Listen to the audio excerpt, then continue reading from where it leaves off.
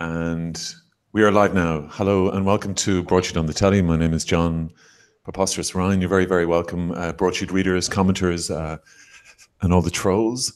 A big hello to celebrity accountant Vanessa Foran in Dublin.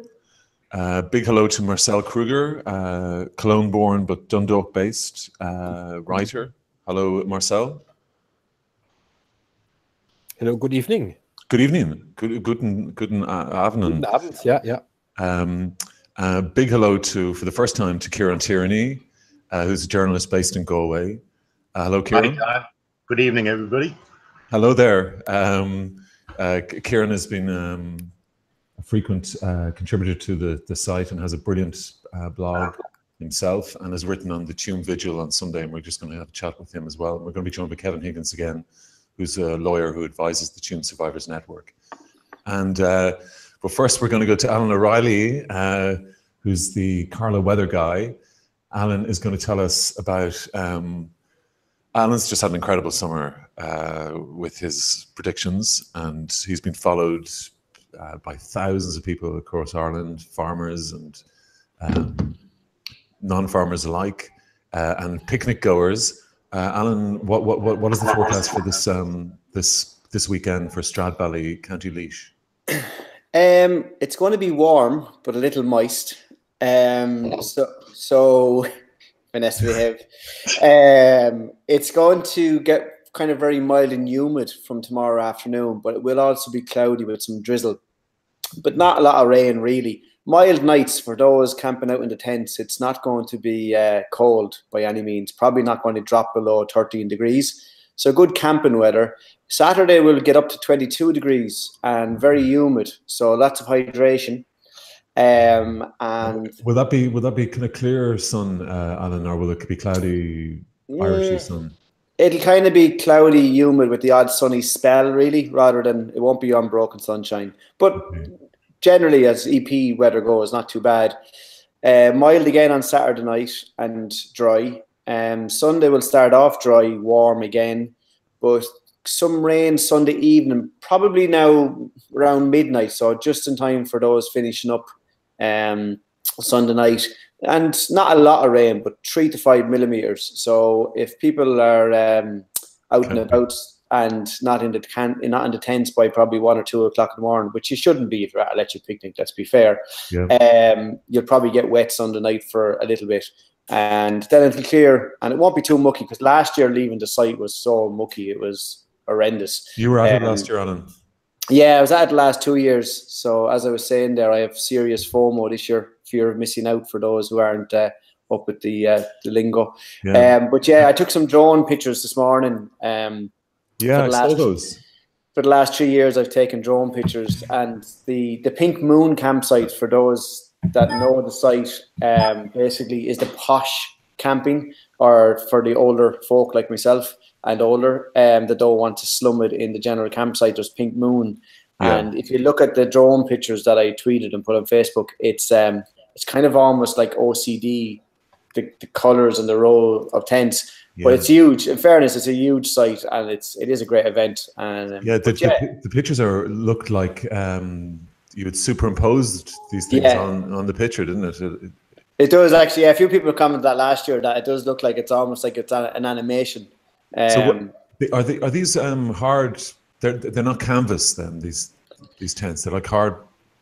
No, they are. Yeah, some of them are pod pads, they're called, which are actually like timber sheds, glorified timber sheds. But no, a lot of them are tents. A lot of them are just tents that are pre-pitched, but they're pitched so when you arrive, you get a number. The tent is there. You just have to get into it, rather than 10 people having a fall now trying to figure out where does this pole go and where does this pole go, kind of thing. Yeah. In the rain. But were you in the Pink Moon last year?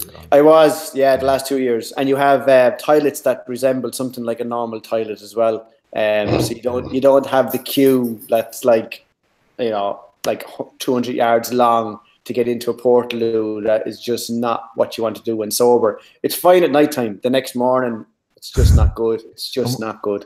And Alan, you know what's happened? It was cold there for about the last week or so. and now it's getting warm again. Is it going to continue into September? I mean, is this an Indian summer? Well, if a lot of people will pick you up and say an Indian summer is the end of autumn, but it does look like it's going to get settled. High pressure is going to come back and dominate next week, but where that high pressure sits kind of depends on what kind of heat you're going to see. It is going to be mainly dry, so very little rain after Sunday night for a week. Right. Temperatures probably not getting above maybe low to mid 20s at the best. So nice weather, but not crazy warm weather, but good weather for September, or back to school weather as we all call it, I guess. So was last weekend, was that the wettest weekend of the summer?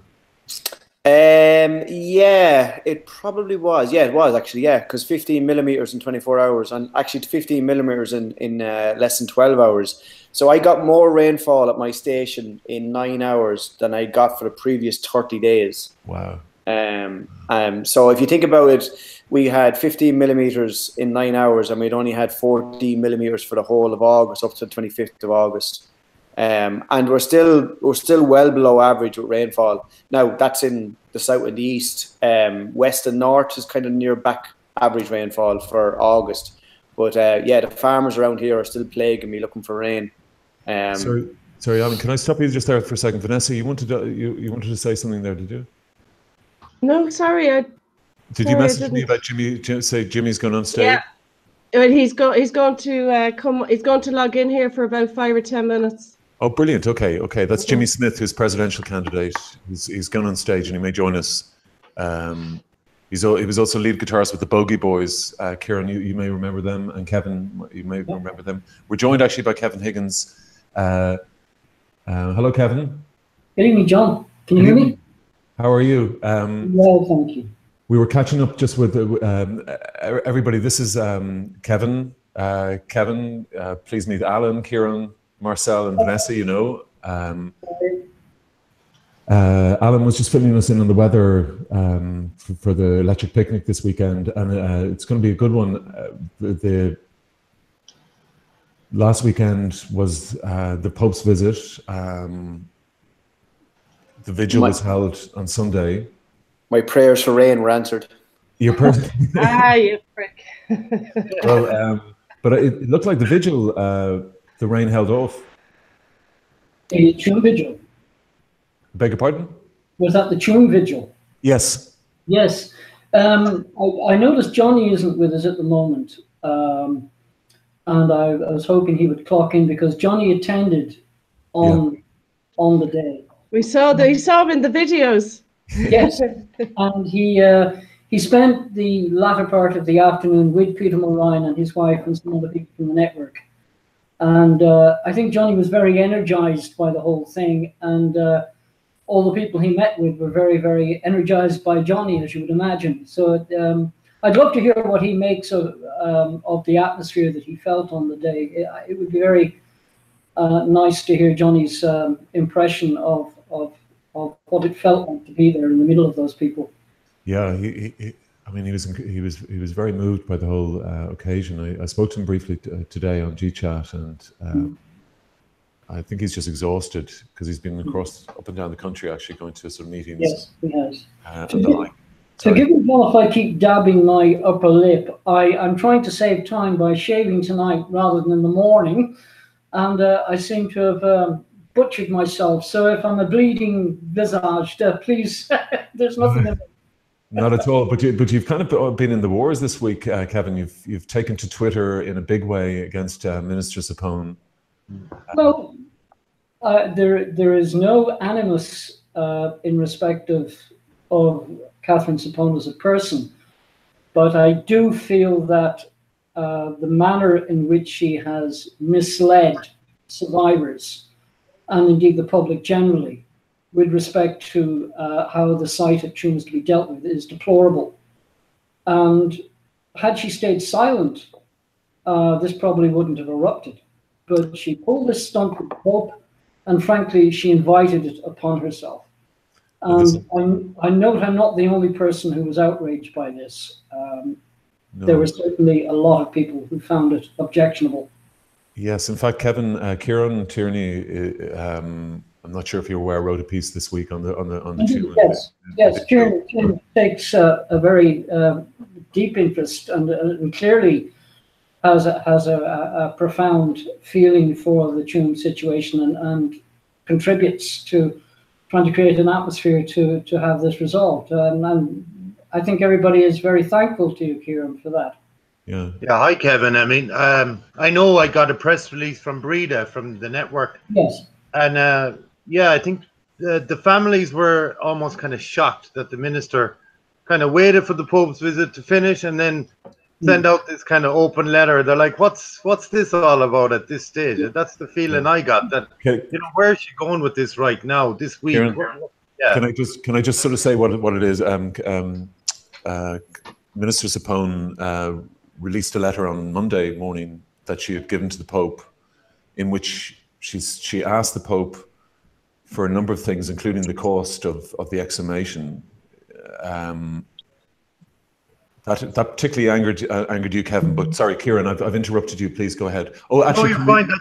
That's my point, and I'm agreeing with you, John. Yeah.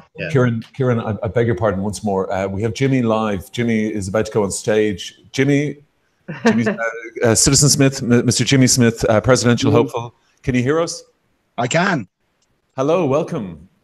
It's great to be here. Great to have you on, Jimmy. How's it going? How's your campaign? And where are you right now? You're in a car park outside? The same place that I was 2 weeks ago. I'm playing. I hear the bass guitar tune now. We're just going to go on and play. I let them play the first tune if necessary, because I'm looking for as much coverage as I can get now. Brilliant. Jimmy, we've got you for a very short time. How's the last week been on the campaign trail?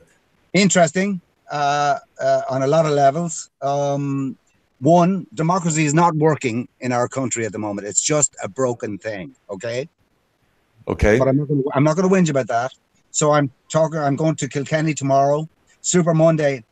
On Monday, all I can get to is I'm flying down to Kerry to present there, bombing across to Wexford to present there, and down to Cork to present there. I can only make 3 cancels. It's interesting. I was in Meath last week, my hometown, and Gavin Duffy, incidentally, has been born in 2 counties. Did you know that? Just do you, Charlie, honey. Truly a peripatetic guy, and the fucker claimed my hometown, which really annoyed me. Well, didn't he take the logo as well of the council logo? I was there, and that was in Kildare. Yeah, I was there. Sorry, but Jimmy, how did it go in front of me? I heard you went down very well. In fact. Really? Okay. Well, I don't know. It's impossible to know. The Cahorlock of the Meath County Council came up to me. I had a bit of a ding dong with a Fine Gael guy there, but of purely non ad hominem and a proper academic from my side. Yeah. But he was very red in the face. He was getting very annoyed. And my brother, who is not an academic, he suggested that he go over and chin him. I said, that's probably not a good way of conducting politics in Navan. But the same guy came up to me at the end and put his arm around me and hugged me and says, you're doing the town proud. You're great. I love your guitar playing. I'm a big fan of the Bogies back in the time. And I said, so I'll have your vote. He said, no, I'm a Fine Gaeler. I can't vote for you. Oh, yeah, of course. Because he canvass other lads. Well, this is what I'm going to present to Kilkenny tomorrow, and see what you think about this. I was thinking of, first of all, there's a couple of things I've noticed over 3 or 4 county councils. It's very women light, very female light. Okay. And this thing on Article 41.2, the woman in the home thing, this archaic deal, is getting kicked. The can is getting kicked down the road, right? That was supposed to be looked at, I think, this month. They've kicked that down till next May. That's something that needs to be addressed. It's not part of a presidential thing, but it's something I will address tomorrow in Kilkenny. Another experiment I was going to try is I'm going to address them as citizens first, councillors second, and party members third. Because if it's a fait accompli that Fine Gael and Fianna Fáil councillors are not going to nominate, well, what's the fucking point? The whole thing is Pyrrhic, Yeah. Can I put in there? I think it might be, if any councillors are watching, is that they're closing down the post offices. It's only a matter of time before the number of council seats start to get reduced. The lower your population goes, the less likely you are of regaining a seat. So you need to make yourselves relevant when Jimmy comes to you tomorrow and the few days after, and all those candidates. The councils need to prove that they're actually relevant, because at the moment they're not relevant.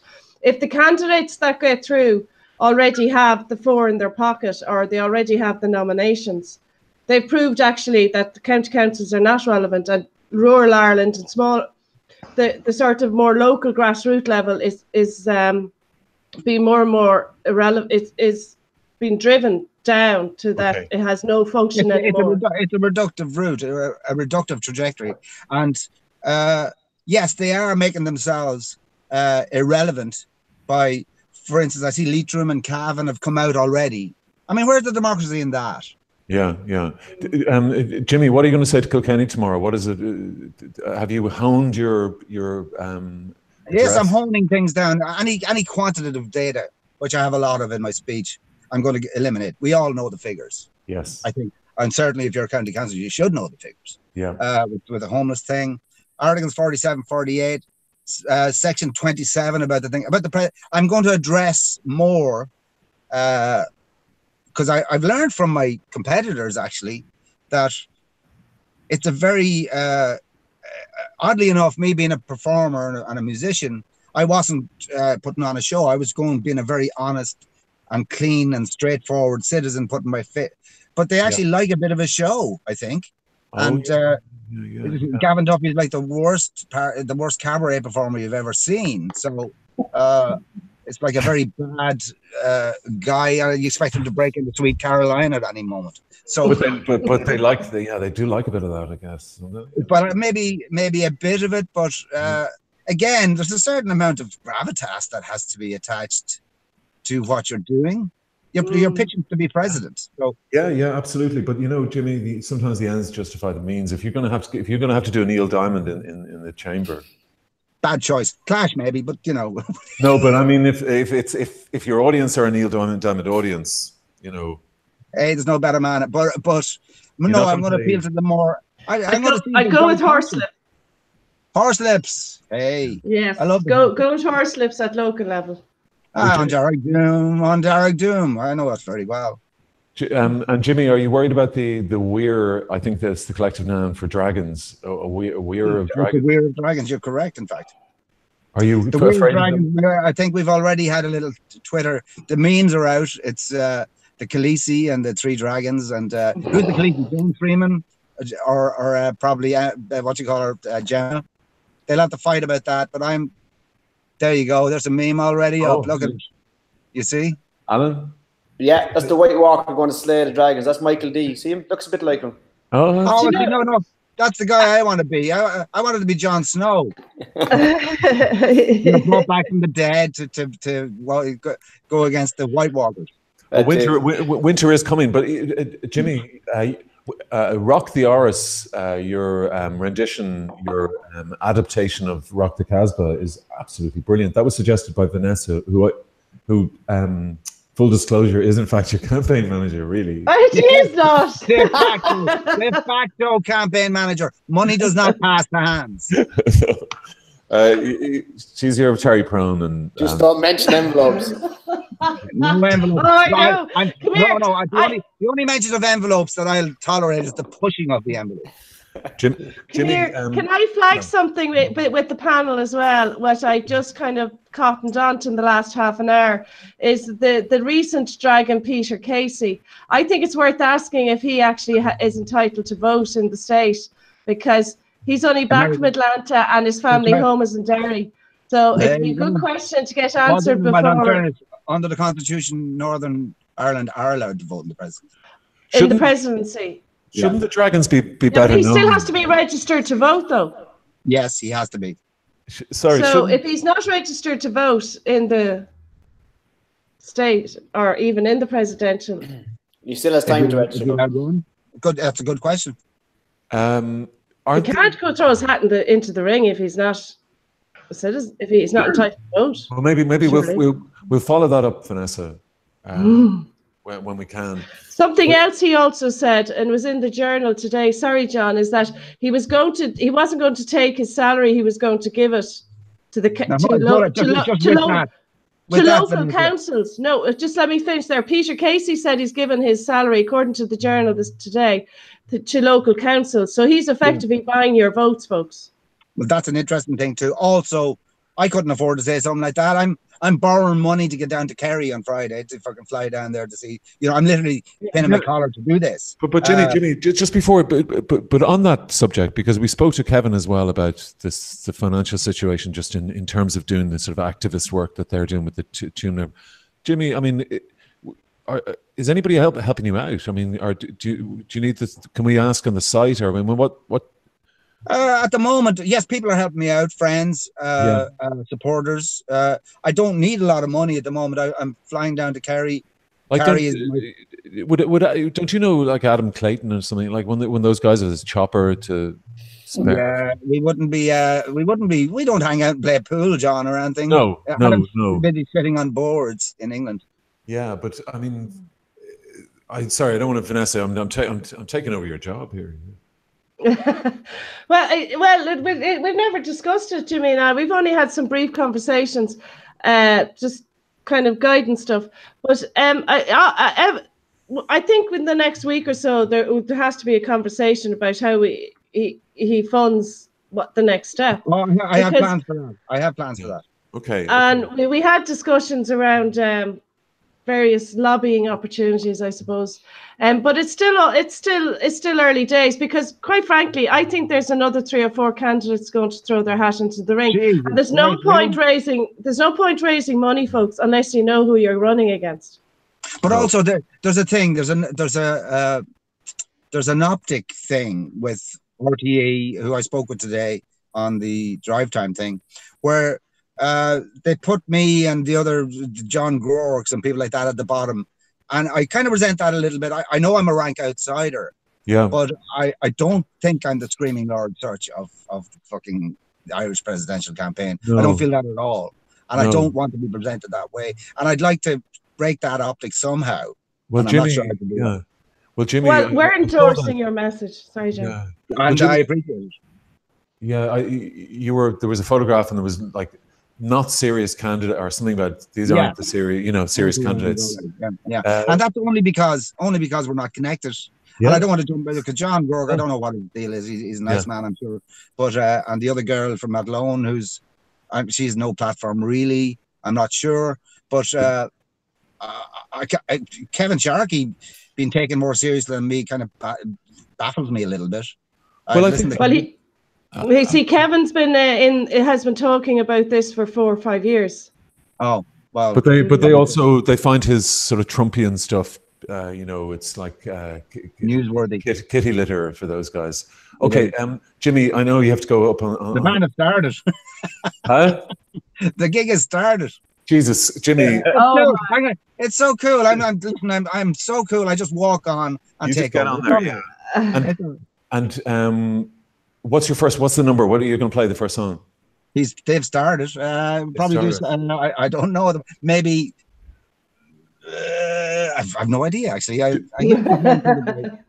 Do a bit of John Prine. That's so rock and roll. But Jimmy, thank you so much. Come home late, did you come home early? And Jimmy, not that one. Jimmy, we'll follow your progress on the site, and if there's anything we can do, I mean, if there's anything that you need or anything like that, just ask through the site, and maybe there's people who, you never know, might have a. Oh, well, and cool. Let me come on and rant here every so often. Is that okay? Please. Oh yeah, no, we're totally behind your message, and as soon as we know, I think who's in the field, because we don't know. Honestly, I think there's 3 or 4 more to come. Then we can have a more serious conversation about strategy and finance and stuff like that. Strategy and finance. All right, Jimmy. Have the best of luck. Have a great gig. Thanks so much. See you later. I gotta go rock the hour, as it were. Yay! And the other guys, sorry you didn't talk. See you later. Thanks a lot, Jimmy. Thank you. That is Jimmy. Where's gone? Dan, my tweet looking to run on a weather platform got 133 likes. I said I was wondering if I had a chance of running for RS18 with a promise of warm, sunny summers, rain at night for the farmers, and a white Christmas every year. That's pretty good. It's pretty good. I responded to that actually. You did. Somebody has written to the broadsheet and asked, "Will you ask Alan about Kerry in late September? Kerry in late September weather." Late September is nearly impossible to call. The tabloids ran off with a story today about a storm that's going to follow the sea, which a lot of people have been messaging me about, which is way outside the reliable time frame. The Atlantic hurricane season is probably going to start to kick off now. There's a few changes happening. So we're going to have Hurricane Florence is going to become a tropical storm tonight or tomorrow. And there is potential then for a few hurricanes to kick off. The track of those could end up swinging back towards us, but nothing to worry about at the moment, despite whatever, I don't know where the story came from. I think it was some cyclone Twitter account or something, but loads of people talking about another Ophelia, but there's no sign of another Ophelia just yet. No, but is this the most exciting year in weather since since records began? Got 7 foot drifts of snow down the road, John. Of course, it's the most exciting year ever. This whole heat wave and dry weather, that doesn't really interest me. But yeah, it's been my busiest on social media. To be honest with you, I think I need to go take a holiday away from the weather. And sadly, my drone fell from the sky tonight and broke into bits. So I'm now birdless in every sense of the word. So was that the one over in Stradbally? Yeah, well, thankfully it wasn't a Stradbally that it happened. I was just flying it around the back of my house this evening, and it decided to just fall from the sky. Which is why when I see people flying drones over crowds of people, I go, no, just no, because they literally just fall from the sky. Why? Why is that? It's electronics. Something failed. It's a 3-year-old drone. But I had 60% battery, and it just fell from the sky. So yeah, can they be disabled by people who don't want drones over their buildings? They can. The Pope Mobiles had that last week around the Phoenix Park, and that they basically use 2.4 gigahertz and 5 gigahertz wireless. So they block the wireless signals to try and stop the drones. And they also have hijack, so they can hijack the signal and land the drone and fly it away from you. And they also use nets. They can fire nets at them. Oh yeah. Alan, so Electric Picnic is looking very good until around midnight on Sunday while the project are just on stage. Pretty much. Maybe a little bit of drizzle tomorrow night, but everybody will be in the buzz of arriving and stuff. They won't mind that tomorrow evening. So brilliant. I just comment on your council and your government and your presidential election. I sat through a Carlow County Council meeting, a monthly meeting there a couple of weeks ago, or a couple of months ago at this stage. Oh, lads, like seriously, like I was trying to count how many of them were falling asleep, to be honest with you. And like, in fairness, we have a young Coherdoc who I know and is got a bit of energy about him, but some of them there, like their seats are literally wilting underneath them. And like Carlow was the first council that had these presidential nominees arrive to give a talk, so the media was all over Carlow. And you know, in fairness, some of them did give pretty good presentations, but like it's just purely spotlight for them. It's you know, like the amount of things that I could tell you that Carlow County Council should do, and to think to spend that much time looking at presidential candidates and talking about it when at the end of the day they're going to follow party lines. It's just purely PR bull crap. Yeah, Alan. Sorry, Vanessa. Alan, who of the named hopefuls would you be interested in? Are any of them interest you? To be honest with you, I personally like Michael D. I don't like establishment, but I do like Michael D. Higgins. Yeah. I know there's the whole thing about spending a couple of €1,000 on a night in a hotel and all that. But as politicians go, I'm very much anti-establishment. Don't really vote along party lines at all. But I just happen to like Michael D. And most people I'm speaking to just kind of say, what's the point in having an election? Yeah. I was talking to my father, who wouldn't be very political, but would be kind of in with current affairs. And he basically said, this is just a waste of money. Just let Michael D have it, because Like the Fianna Fáil and Fine Gael want to keep the money for a general election. They don't want to waste money on a presidential election. Sinn Féin, in fairness, okay, they're putting a candidate forward, they'll run on a platform. After that, you're looking at individuals. Like, what do dragons have that is going to make them good presidents? The crap that they're coming out with. Like, does anybody, like, I'd love someone to just question them and say, do you know the role of a president? Do you know what they do? Because this is not like what you are making it out to be. It's, you basically decide whether to sign a bill into law or to refer to the Council of State. You might be able to tell Leo to go back to the Dáil and try and see can he play kiss up with Micheál Martin for another week if he decides to span the Dáil. But in reality, it's ceremonial. It's it's somebody who represents the country, and this crack of producing jobs and all that. There's a building, I don't know if people know Carlow very well, but Braun was a massive factory back in the days that produced manufacturing, like hair dryers and that. Hi, Olga. And Sean Gallagher and a couple of investors bought that building a couple of years ago, and it has sat there in the middle of Carlow doing absolutely nothing. So if Sean Gallagher can't turn a building in Carlow that he's bought to produce maybe even 10 jobs, what makes him think that he's going to be able to produce jobs for the country?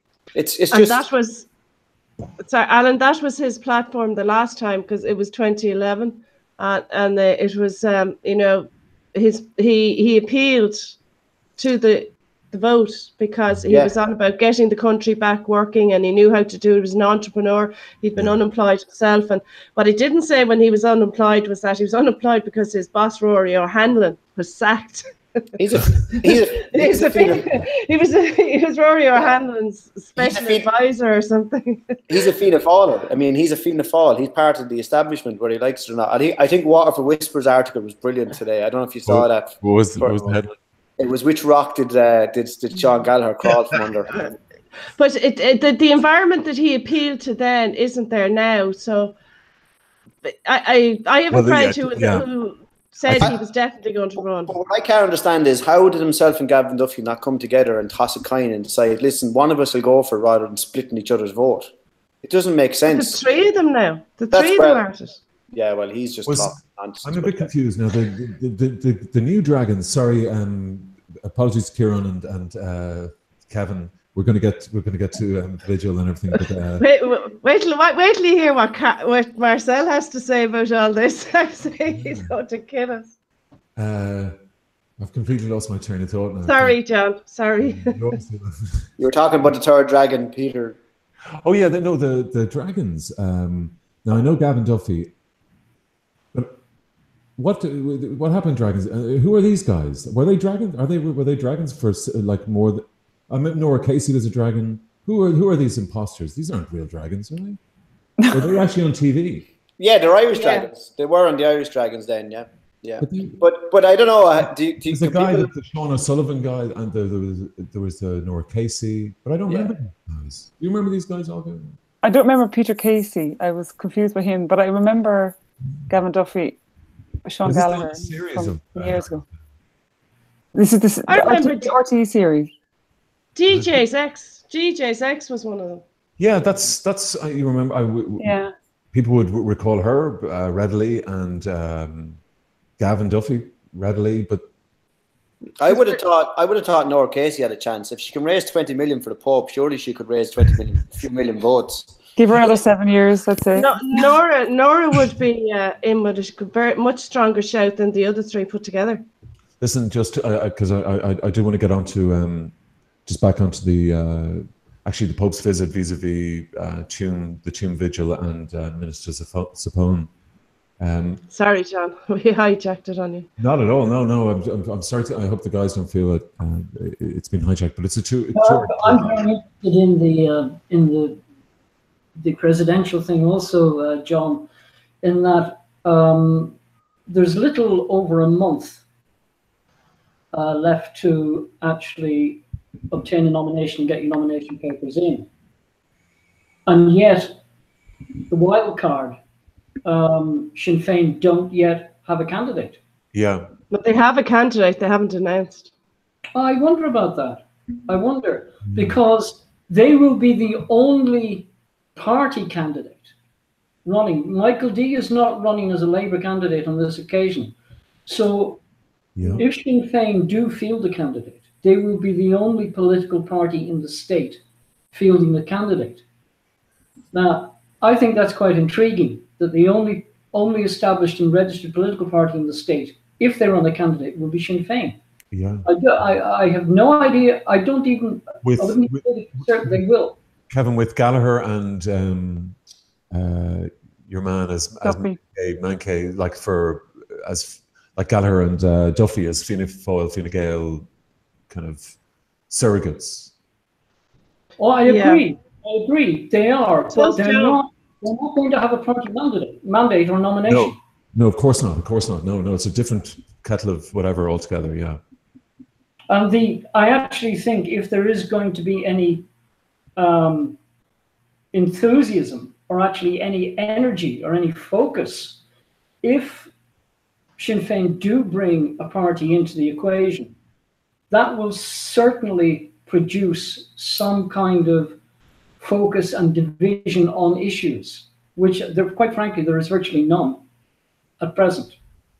If they do, it will be on a political platform. And as far as I can see, there is nobody declared, including the incumbent, who is running on a political platform. So it will be a very interesting indication, in my opinion, as to how things will go in the next general election. And I think in part that's what they intend to do, to run it in that fashion. You mean not run somebody and... Well, if they have declared that they are looking for a candidate. But and there could only be one obvious choice, right? Well, really, who do you think that could be?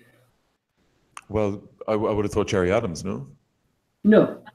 Sinn Féin will not run Gerry Adams. That is, you can take that as an absolute. There are no circumstances in which I could see him running. Well, who else would energize? It's the female MEP. Sorry, 1 second. Who else would have Leah Riada might be a possibility. Sorry, who? Leah Riada, the daughter of Sean Riada, who is currently an MEP. Yeah, you see, but that's the thing. I mean, like Martin McGuinness didn't do very well last time. They really need somebody to energize a vote, and I don't think those people would. Martin did okay for the first time that they've fielded a presidential candidate. I thought Martin did very well, actually. Okay. He just didn't do well on transfers.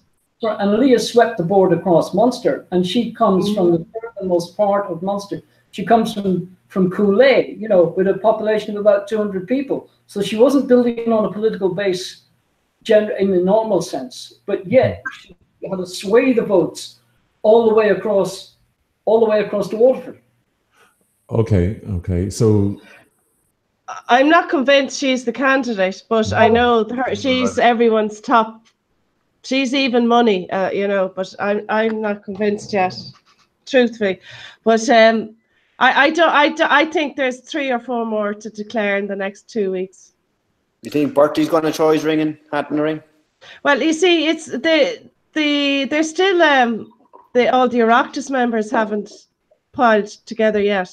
I mean, there's 5 candidates can be voted, actually more, 6, 7 candidates can just come out of the Oireachtas nominations. Well, you're close to Fianna Fáil, Vanessa. I mean, it looks like we've been we're getting groomed for Bertie again. So I mean, it does look like he's up for something.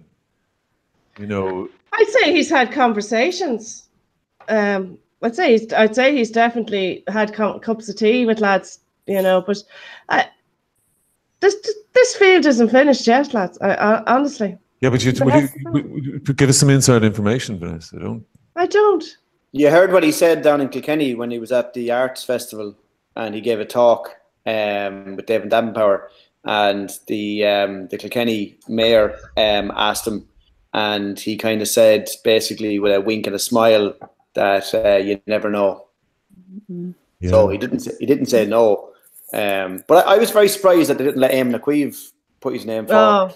Sorry, can I say hello to Olga, by the way? Olga Cronin. Hey, everyone, how's it going? Shift in town. How are you, Olga? Not too bad. I was just going to ask John, Vanessa, just you with numbers. What's the number of, like, let's say, independent, if you extract all Fine Gael, Fianna Fáil, Labour out of the Oireachtas numbers? How many votes are there left?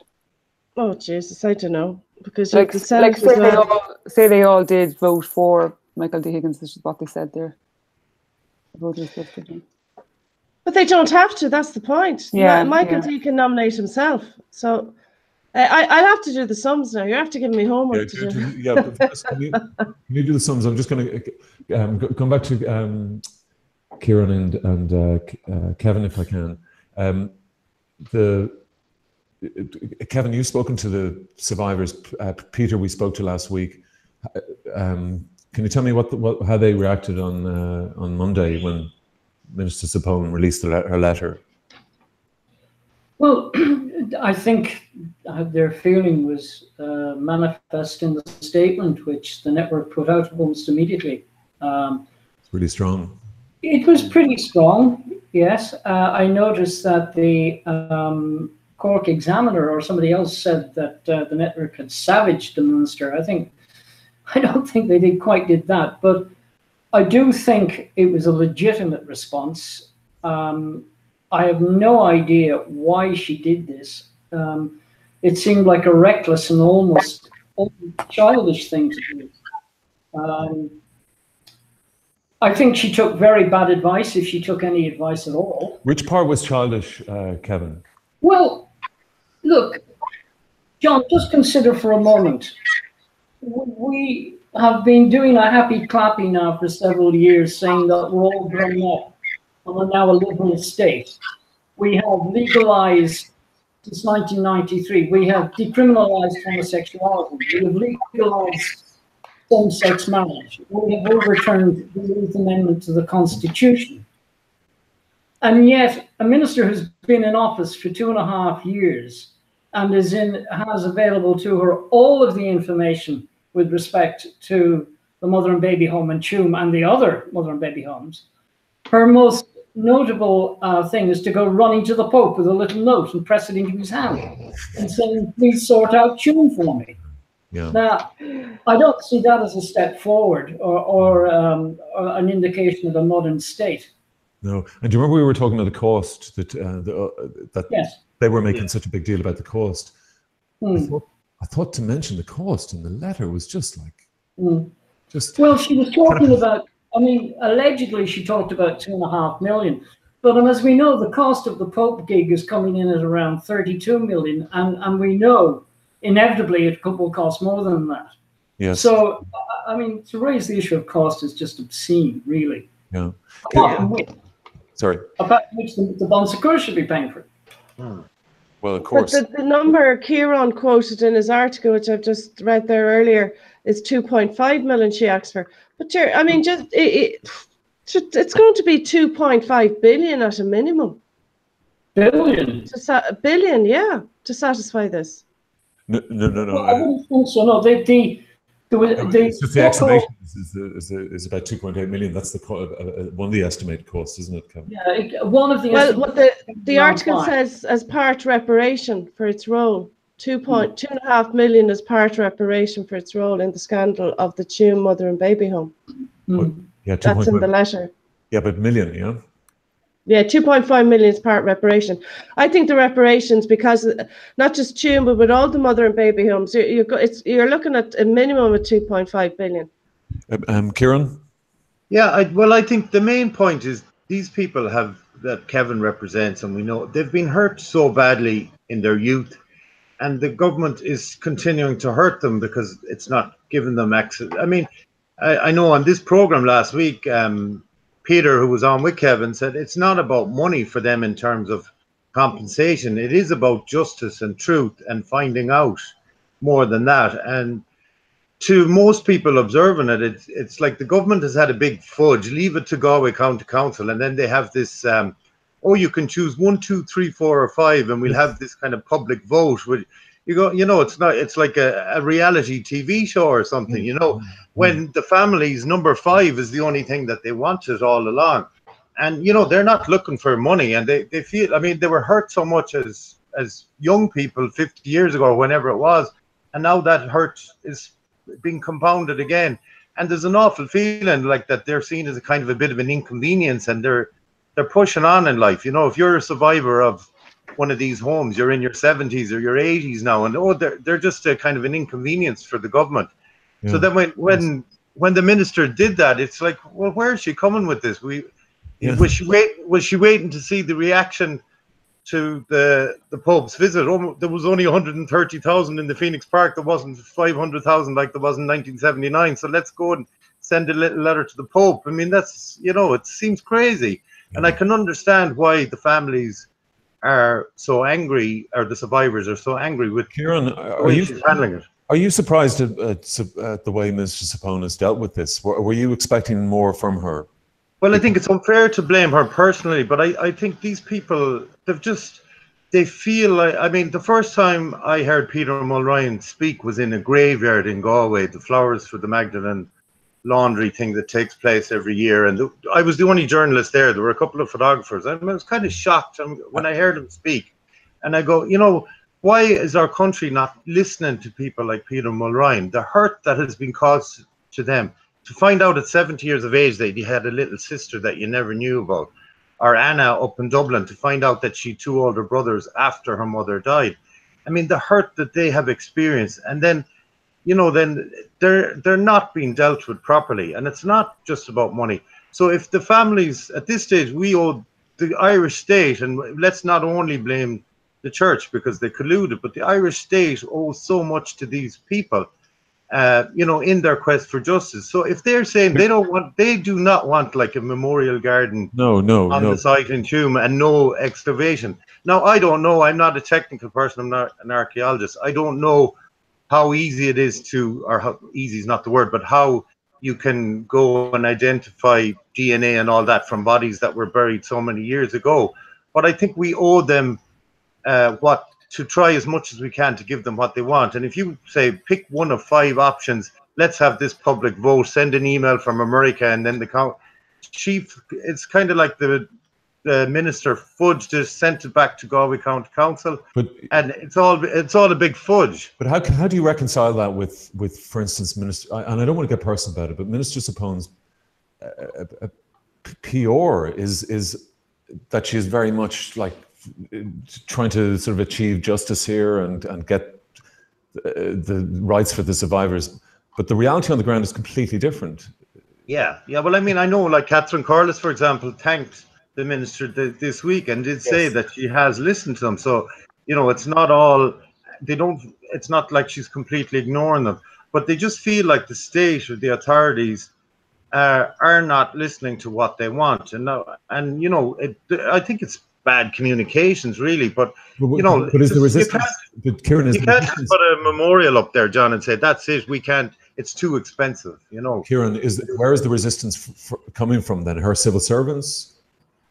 I don't know. I mean, it was such a big mess up all along that, I mean, you know, you can't blame who's in government in 2018 for what happened in the 40s, 50s, 60s, but you can blame them for lack of communications, for covering up, for knowing things 6 years ago or 4 years ago and not telling the families. You know, how did most of these people find out that they have a brother or sister who's a Tuam baby? It was through Catherine Corless. It wasn't through the Irish state. You know what I mean? The state didn't give them this information. It's still not giving them information. And, you know, it goes back to the Bon Secours as well.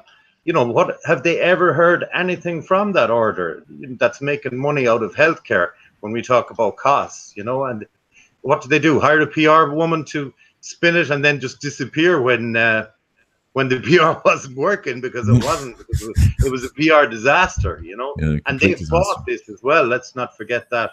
So, I mean, I don't think like when everybody listens to Catherine and we have such respect for the work she's done. You know, I don't think it's personal about the minister, but the system seems to be broken, and the awful, awful hurt that was done, it's still being compounded now by not giving the families what they want, giving the survivors what they want, because we don't. I mean, that's the main point. We have no idea how many bodies are down in that septic tank or in that pit. And how many people say, were there 20, 30, 300, 500 adopted to America or the UK? We just don't know until they show the site. I have to say, I find this a really weird sort of gaslighting, though, with Minister Zappone and her concern for the victims and survivors. But sorry, back to you, Kevin. I don't want to labour the point on this, but I take your point, John. I know quite a number of survivors. Not all of them are publicly known. I know more than have identified themselves in a public way, and I know a great number of women who went through Bessborough and elsewhere, and one marvelous lady died earlier this year, Kathy McMahon, at a relatively young age, and she will never get to see any kind of validation or vindication of herself and her children. But and isn't that awful, Kevin? That, I mean, the survivors have said that to me as well. It's like the government would wish they'd just go away. They're kind of an inconvenience, these people in their 70s and 80s. Nigel Rodley at the UN 3 or 4 years ago, actually perhaps 4.5 years ago, when dealing with, I think, among other issues, symphysiotomy, he pointed out that the method always employed by the Irish state is lie, deny, delay, finally throw some money at it and hope it'll go away. Yeah, every single time. We're pretty much in the same mode now. But there is a way of dealing with this, John. In terms of the bon secours, they were originally, as you know, a French order, which established themselves here quite some time ago. But in terms of being able to institute proceedings against them directly, their center of operations is now North America, where their turnover from their operations there is many, many billions of US dollars every year, many billions. And my view is that if push comes to shove, that the survivors who are coming out of the woodwork now, many in America, should launch what you cannot do in this jurisdiction, launch a class action against the bon secours for $10 billion in the US. Let the big firms on Madison and elsewhere take their contingency fee of 40%, but just go after the bastards. Right. And then take them and the Irish state, as the Irish ICCL announced today, take the Irish state and the bon secours to the court in The Hague for crimes against humanity. There are grounds for that. Yeah, I would. But see, Kevin, I don't know why that all hasn't been done already. Well, from my point of view, Vanessa, it's because I have tended to be a one-man band and there are only 7 days in the week.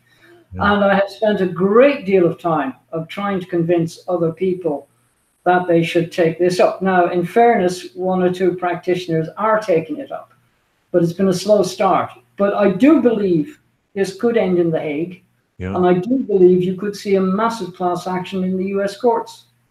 And I would welcome that. Oh yeah, and I think it's coming down the track. And there's the opinion piece in the Boston Globe today, I think, that Olga sent me earlier, reminds about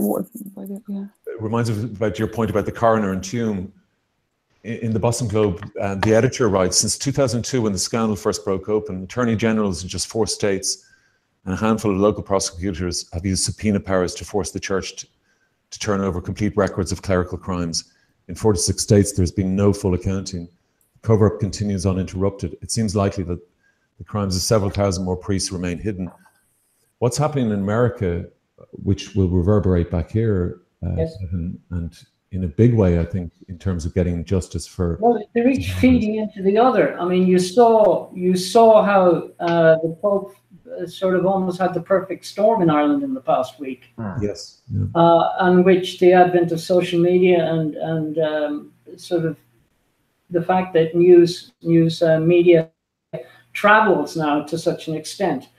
What happened in the US certainly impacted on the Pope's visit. Yeah. To the extent that two of his main speakers in Dublin couldn't show up. Well, I think the story was explosive, but it was also deliberately timed to. Oh, absolutely. To disrupt the visit. I want to get to that because about RT and about ourselves in a little bit. Kieran, you wanted to add something? Yeah, well, could I say I don't think anyone could have imagined the power of last weekend. I mean, the victims, or whatever, I don't think even the victims is the right word, the survivors found their power, and oh my God, I think it reverberated all around the world. I have about 5 or 6 friends who were in Tuam. I wasn't, I was actually in Belfast last weekend, but I got a call on Saturday from Al Jazeera. They wanted to talk to me about the Pope's visit. I go, Al Jazeera wouldn't have been ringing the likes of me about the Pope's visit in 1979. They wanted to talk about it because it was reverberating around the world that the victims were speaking out. I know Colm O'Gorman's thing, friends of mine traveled from Galway to that too. There were the two things in Dublin were so powerful, but the one in Tuam, I mean, some of my friends were in tears coming back into Galway City. It's only an hour away, less than an hour away. And they were saying things like, I need to process today. That was an unbelievably powerful experience. And I would also say ordinary Irish people have changed, because there used to be this talk. Catherine used to tell me that some of the business people of Tuam did not want her doing the research she was doing, but there's been a powerful sea change in Ireland. And that comes down to all along the route of the vigil on Sunday. Local people came out and put up little baby shoes, toys. It was really, really powerful symbol of support. And I think like Peter was probably talking to Kevin about this, but the survivors were kind of overwhelmed. A lot of them have totally blanked out their time in that place because they had such horrible childhoods. Yes. But they could feel this overwhelming sense of support from ordinary Irish people. I mean, I saw the Pope in 1979. I was 11 and I walked all the way across Galway with my family. But I would have been much more likely to go to Tuam than to Knock, or I saw John Paul II in Ballybrit. There has been such a massive change, but it's kind of an international awakening, and Ireland seems to be really at the forefront of that now. And I think the Catholic Church was kind of shocked by the 2 days in Ireland. Voices of people like Peter Mulrine were not allowed to talk 50 years ago. Were afraid, told they had no right to talk. Yeah. And now those people are speaking out, and it's really, really powerful. And I think that weekend it's been quite amazing, because we're hearing it from so many people that those vigils really moved people and made some people said to me for the first time they understood the horror of the Tuam babies. And we know that's only one place of all of them around Ireland, that it brought it home to them in a way that it never had before. I thought that image that all the survivors just standing in a line in the middle of town was such a powerful photo. They had their heads held high because for so long they were just put down, And I think it's been a very healing weekend. And I know that the people who organized the Pope's visit didn't plan it to be like that, but it has been, It was very, very, very powerful. I must say, when the photographs came in, it was difficult to kind of not just be sort of very, very moved by it. And it's people power. I mean, Izzy, the activist, two women went down and declared it a crime scene, and they put up the yellow tape. It was like actors, and they had the big white jumpsuits, whatever you call them on. Kieran, I haven't said hello to him because he just joined us while we were deep in the chat, but Johnny has joined us. Johnny, hello, Johnny. Johnny was actually at Tuam.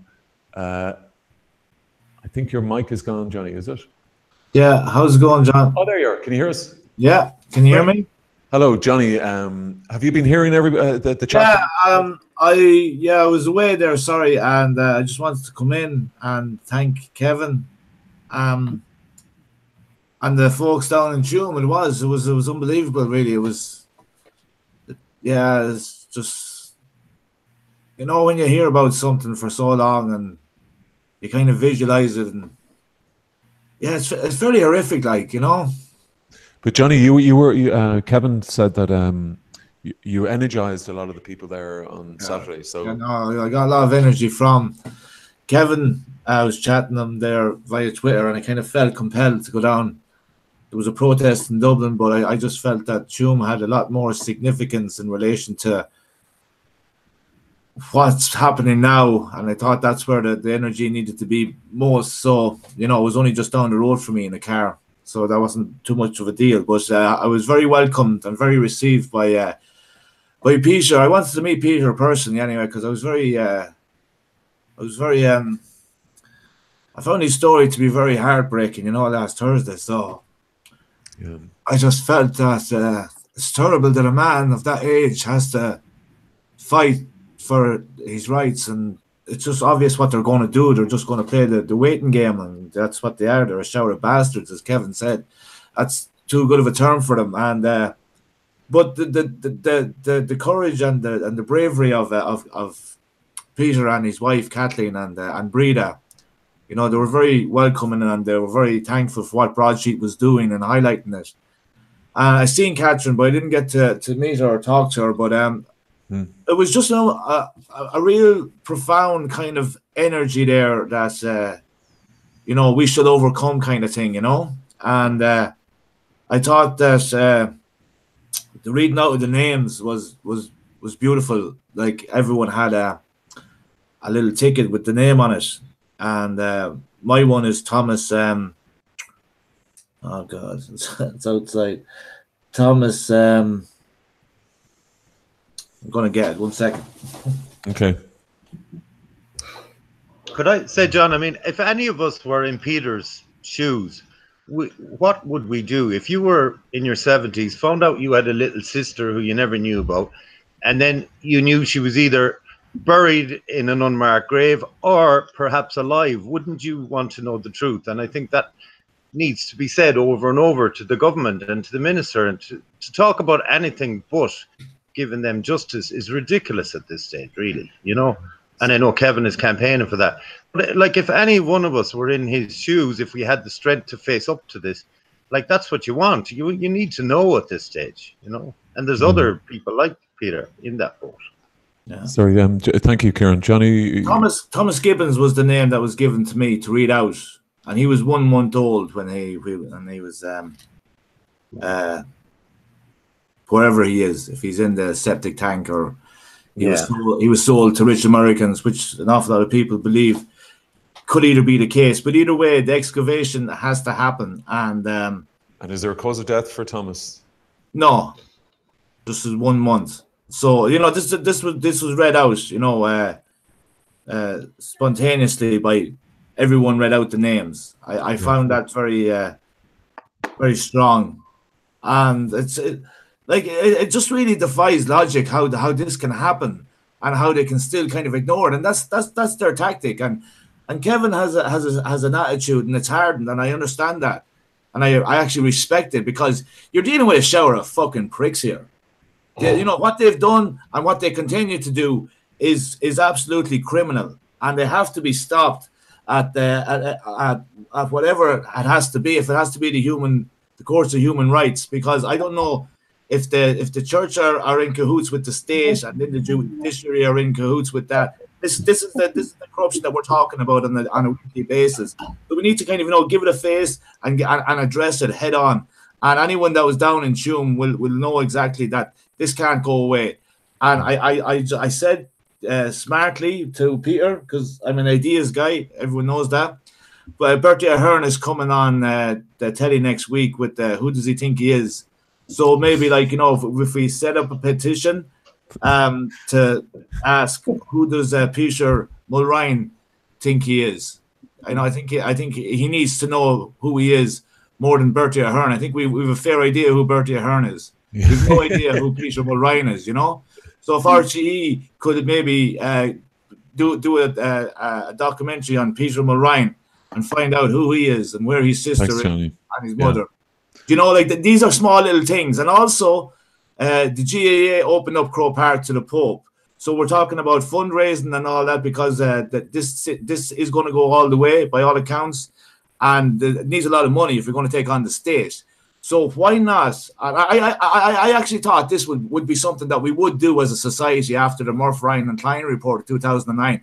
I didn't think it could get any worse, but it did, because it was swept underneath the carpet and they carried on. And there's paedophiles at large that were in those reports abusing kids now as we speak. You can rest assured of that, because there's a serious cancer of paedophilia in this country, and it's being kept by and large within the state, and it's going on at large. There's no doubt about that. It doesn't just stop overnight. So what we should have done back then, and what we can do now, is have almost a spiritual uprising in relation to someone like Sinead O'Connor, who has been spent all her young life talking about paedophilia within the church. Someone that has the heart of Ireland there, in relation to that. We need this release, because it's built up, and you cannot be ignorant to it. And if you're ignorant to it, you're in the wrong country, because this country has to change now, because we have all this liberation in relation to women's autonomy, equal rights for gay marriages and such. The legalization of medicinal cannabis is happening. We need the separation of church and state. Okay. And that has to be going now. And as I say, Tuam is the big thing, John. We should never take our eye off the ball. And I'm very happy that I was down there and I felt the energy of the people. And whatever I can do in my small little way, and everyone should do the same. Thanks, Johnny. I just want to, Kevin, did you want to respond to what Johnny has said there? I told you he was exuding a lot of energy. And you can see that for yourself. And I can tell you that the people he met down there at the weekend were very pleased, in fact, to meet Johnny, and very, very happy to hook up with him and feel some of that energy. And no doubt he'll be pouring some more of that into the cause. Kevin, Paul Redmond and yes. of the Coalition of Mother and Baby Home Survivors met with Pope Francis on Saturday evening and gave him a copy of his book, The Adoption Machine. That's right. Yeah, which is a fine piece of work. It's a very personal piece of work. It's very powerful. Very powerful. It's very powerful. It is, yes. But Paul, as you know, is a man who came out of a mother and baby home. Yes. And he has worked very, very hard at researching the subject over a long period of time. And he's not a shrinking violet. And I believe he used some very appropriately strong language with the Pope. Okay. And I think that probably made an impression.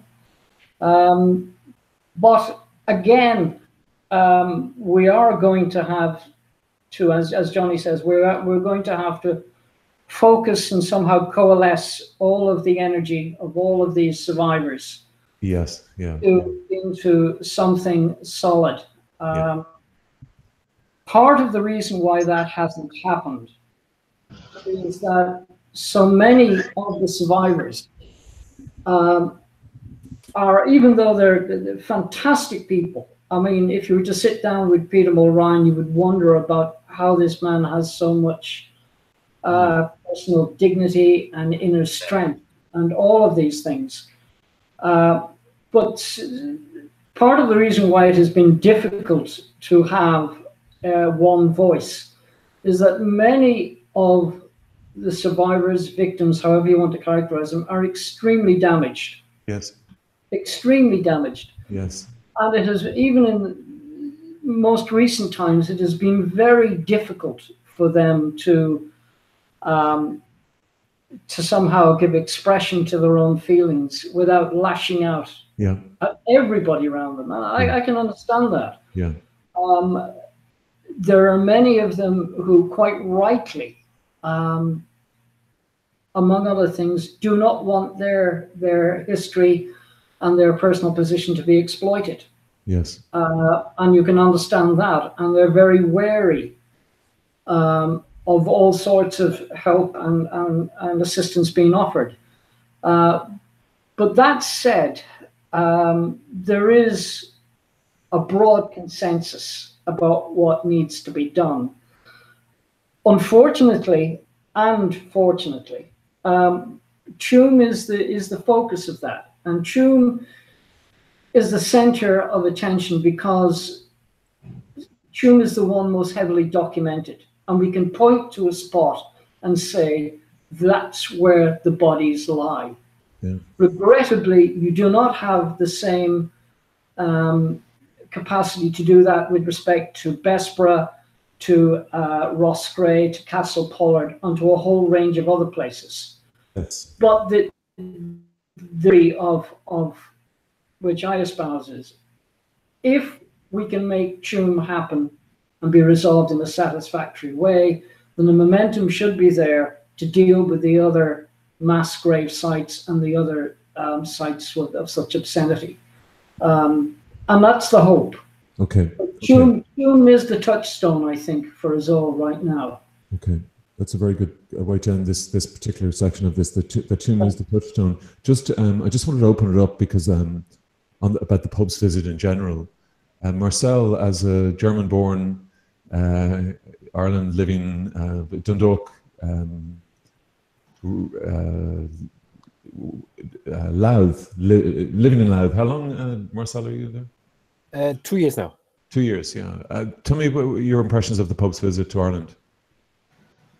No, I absolutely second what Kieran was saying. So I think we also had a vigil here in Dundalk, a baby shoes vigil. So so I think that there really was this momentum that you could see and feel also going through the media, definitely. And I was thinking while you were mentioning or the whole affair with a letter to the Pope, I was thinking that there is a memorial in Berlin, Hohenschönhausen, which is the former secret prison of the secret police of the GDR, by people who were imprisoned there, so they had the prison guides and so on. But back then, when it was built, no one would have thought to go to the successor party of the Communist Party and ask them for the money to fund that memorial. You know, so and it feels to me this is what Minister Sapone was doing. It's literally going to the perpetrators and saying, if you give us enough funding to forget it, and this is absolutely not the way this should be approached. Yeah. You know, so yeah, no, I think her making cost an issue, or even the government making a cost an issue, is absolutely the kind of odious part of that, and the aspect of that. But Marcel, did you?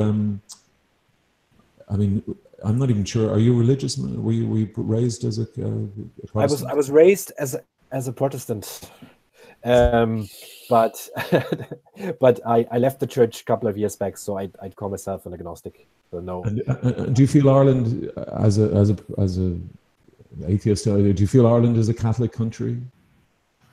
Well, it's changing a lot. So I'm here 11 years now altogether. Yes. So and I've seen lots of change. So just the pictures from Phoenix Park on Sunday, that was a sign of changing times, definitely. So 10 years back, I would have answered your question was yes, definitely. But I think the Irish society is definitely changing and to a better. But it really needs to be, like, as Johnny said, really need to separate state and church. So there is no other option, in my opinion. As I said, I'm not religious at all. And with friends like Neil, for instance, baptized Sadie, but Neil, I mean, the baptismal thing in as regards, like, have you Irish friends who have baptized their child but don't particularly believe in the faith and have gone through the kind of Catholic, or going through the sort of the Catholic hoops, so to speak, just to get through Irish life? Yeah, definitely.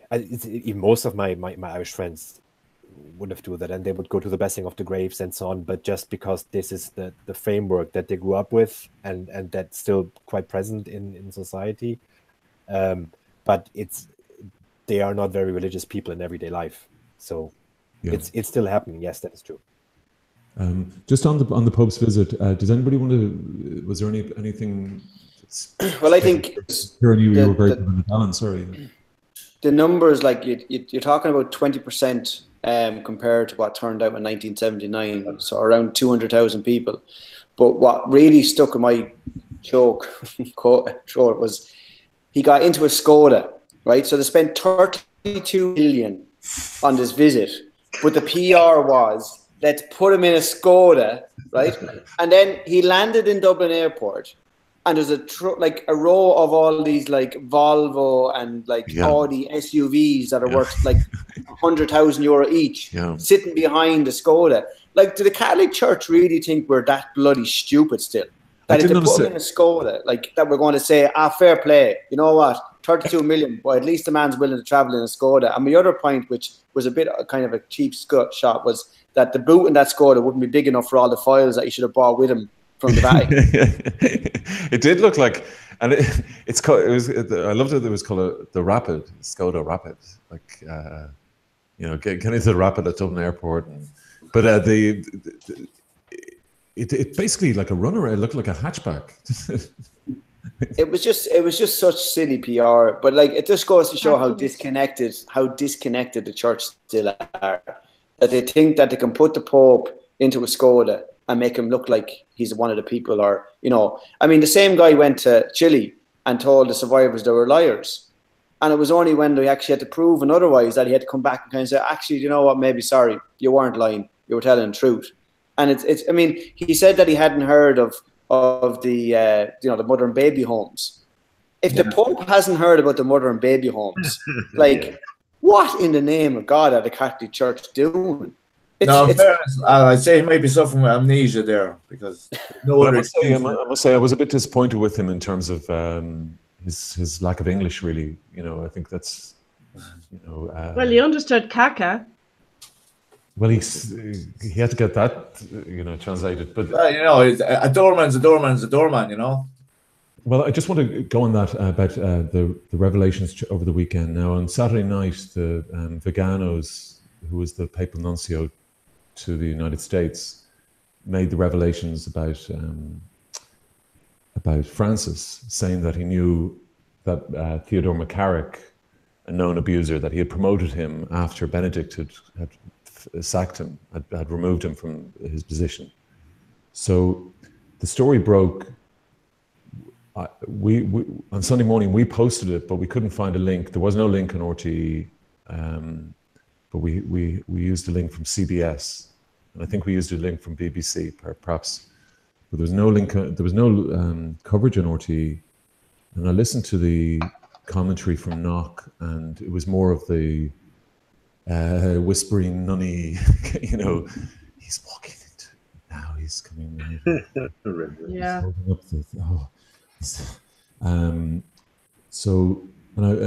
was no mention of that, and there was no mention actually on the news bulletins. The first mention, I think, was on Marion Finucane's show about the Vigano revelations. Anyway, we messed up massively because an American website, a conservative Catholic website, which is anti-Francis, had two journalists there, and they said they spoke to a journalist who had identified herself as Mary Kennedy from RTE, but it wasn't. Yeah. It wasn't Kennedy from RTE.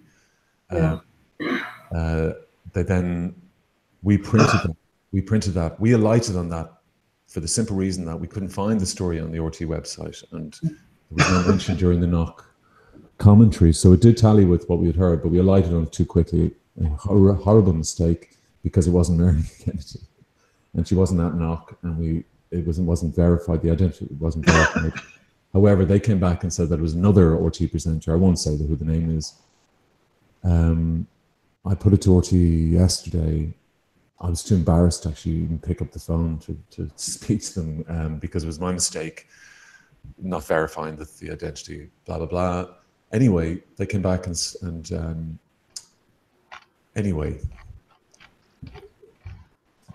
John, did you be in some kind of see a policy. bit of footage of yesterday's weekly audience of the Pope of the Vatican? Oh yeah, sorry. Did you see that?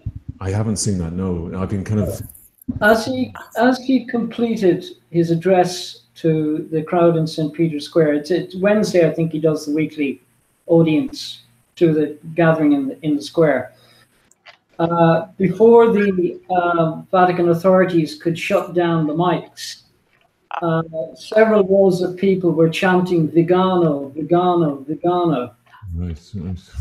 But Kevin, I saw that, and I saw. I think it was disputed. I think in the end that it turned out that that actually wasn't what they were saying. Oh, really? Yeah, and I think for I don't know, confirmation, or there was some kind of sacrament or celebration, because the person who actually tweeted it took it down.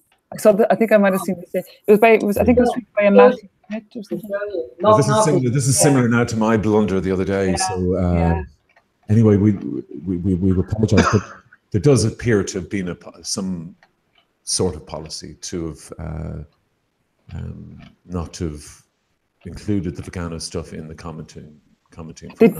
They did speak on it about it on Morning Ireland, John. Remember we remember. Yeah, absolutely, yeah. But for instance, if it was a news story, it would have a corresponding place on the website. You know, the story would be run on both. If there was a radio news story and it wasn't on the website, and that was unusual. You know, I have to say that was unusual. But also, in their defence, I guess that the Vigano thing was clearly designed to cause maximum damage. The fact that it was on top of that, actually a really very, very, very big story as well. So, I don't know. I think wasn't thinking that it was a camp though attacking the Francis camp, because I heard some commentators saying that they picked a lot of holes in it, and that while it has, you know, and has mirrored that it's basically an internal row more so than a true whistleblower. Well, that's the spin as well. Because he hasn't denied it, right? No. He said that he wasn't going to speak a single word on it, is what he said. Yeah, I mean. Hiding. Just to sort of clarify what you know. Anyway, listen. I hope I wasn't rambling there about what Broadsheet's role in covering Ortiz coverage of the Pope's visit. Just on the coverage itself, any thoughts? I'm old enough to remember being 11 or 12 at the 1979 one, and it was a massive event. And this Young People of Ireland, I Love You.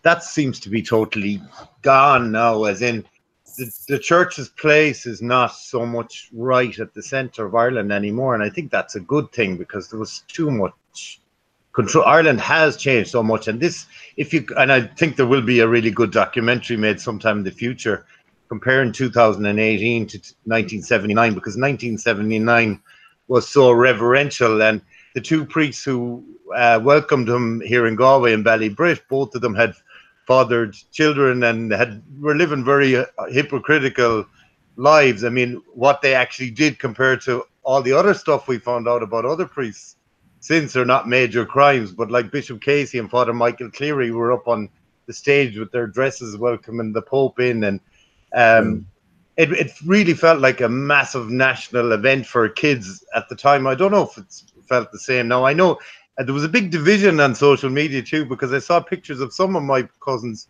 travel from Galway with their kids to the Phoenix Park, and other cousins traveled to Sheriff Street for the protest. So I've seen a big conflict on my social media feed.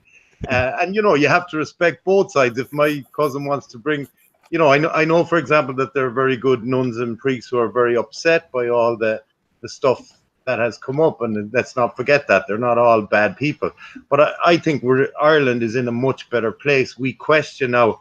We're not afraid of authority like we would have been in 1979, and I think that can only be a good thing. And I'm personally very happy that the church doesn't have that huge role in our country. It still does in terms of controlling schools and things like that, but it doesn't have that control over the minds of the people. And you know, I was actually in a bus coming from Belfast to Galway and went through Dublin. Was like a ghost town on Sunday afternoon while the thing was on. It's like everybody was planning their weekend to be away from it or something, you know. In the 70s, it was like, oh my God, can you get to see the Pope, you know? And I had no desire to go and see him, and I know most of my friends had no. And if I was in Galway, I would have been in tune with the victim. I think that would have been for me, like Johnny was there, but that would have been a much more rich spiritual experience for me. You know, that's me anyway. Just going on the coverage, Francis himself as a person got a lot of praise on RTE from all the commenters. You know, sort of he had this personal magnetism.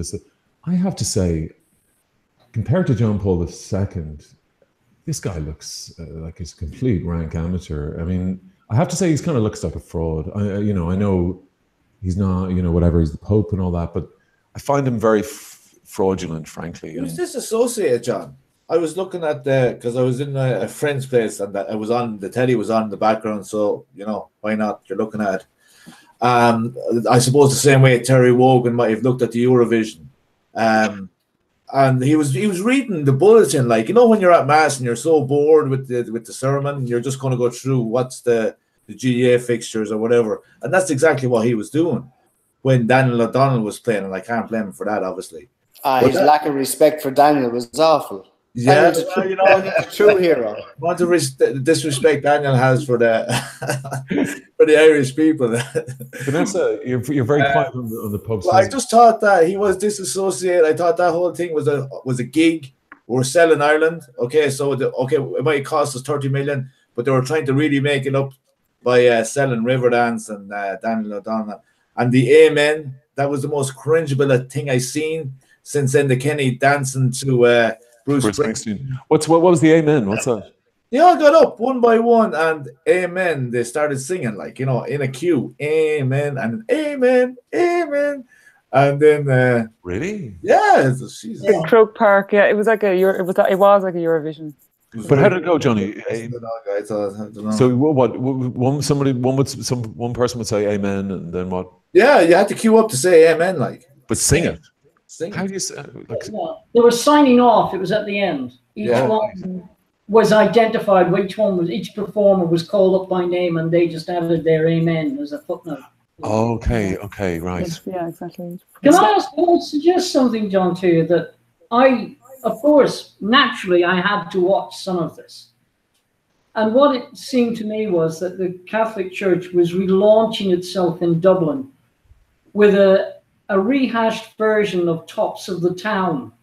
The only thing that was missing was a chorus line of Dunnes Stores girls in fishnet tights to finish the evening off.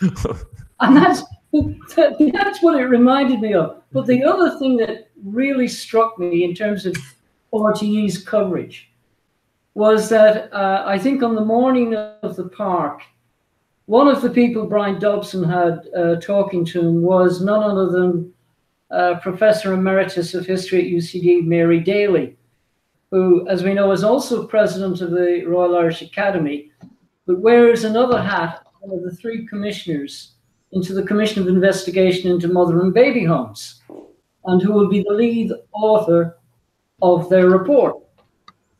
And Brian Dobson spoke to her and asked her a few anodyne questions, and she answered reasonably well.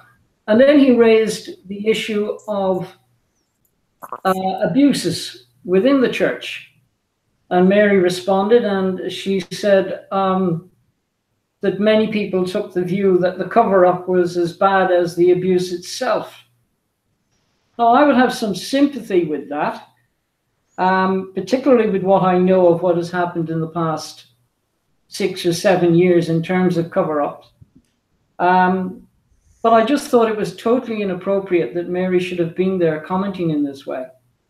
I thought it was very strange that the person who is going to be the lead author on the report into mother and baby homes should be in the Phoenix Park commenting on such issues on RTE. I was gobsmacked by it. And I've known Mary Daly for 40 years.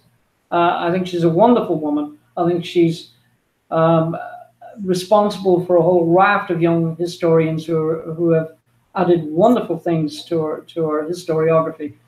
But I just could not believe that she was put in that position, that she agreed to do it. Yeah. I found it astonishing. Yeah. I think there were a few astonishing things over the weekend, actually. And John, can I ask, what was the official figure? Because they were a bit slow to give the amount of people that were in the Phoenix Park. They never gave them. They won't. Oh, the OPW and the guards won't. But apparently they weren't scanning people. They stopped scanning tickets. So they don't have an official number because they stopped scanning tickets, which I'd say was by design. But you can work it out yourselves. The bigger the numbers, the Catholic Church, especially when looking at the census and how many people reckon they're Catholic, And, you know, people have to kind of, you know, come to terms with the hypocrisy as well in relation to, you know, if we are going to change what seems to be happening in this country, people need to stand up and be counted. They either are Catholic or they're not. And if they are, they should go to mass and act accordingly. And if not, just call it as it is. But if it's a numbers thing, I think, you know, the start of it are really, you know, little small things like the national broadcaster. Apparently, there was more people at the Pixies. I think this was on the sheet than there was at the Pope. Yes. So that means, like, you know, instead of the Angelus, maybe you should have this monkey's gone to heaven, you know, or something like that. You know, little small things, because it is a numbers thing. Well, you know, Alan, there's far more going to the picnic, presumably this weekend, aren't there? Probably. Well, it's probably 55, 60,000, but like, is that all? Yeah, no. The thing that stood out for me, which was a small image, but was the wheelie bins of sandwiches being thrown out. Considering, you know, some of the homeless people and that would love a sandwich. Like, it's just a mental image of 32 million being spent on a pope that comes from a Vatican that's full of gold, that's one of the biggest landowners in the world, and yet the Irish government thought, you know, we could stump up money. I don't know. The food. I mean, a lot of it was like the loaves and fishes in reverse. You know. Yeah, I think the biggest problem was a lot of people bought bullets of tickets or signed up for like 8 tickets, 10 tickets, thinking that Mary, John, and Joe will go, and then basically they decided, nah, couldn't be bothered. And to be fair, like, I don't disrespect anybody that thought if somebody wants to go, that's their right to go. But I'd imagine a lot of people are put off with the fact that they're going to have to walk 4 to 5 kilometers. You know, so if they had sold 200,000 tickets to genuine people and got them within a kilometer, then people who actually wanted to go probably could have went. But there's probably a lot of people that were watching on the telly that thought, you know what, it's not worth the hassle. So I wouldn't be naive enough to think that, you know, 20% of the people compared to 1979, because there's still a lot of a generation that would have a lot of time for the church, regardless of what's happened. And, you know, I'm not one to criticize somebody else's beliefs. Speaking of tickets, am I the only dub on the panel tonight? Mm-hmm. Yeah. Yeah, because Vanessa's going to discuss the Sunday's GA final. Can I just ask one question? Oh, sorry. I'll go on to ask Kevin a question. Yeah. Sorry, Vanessa.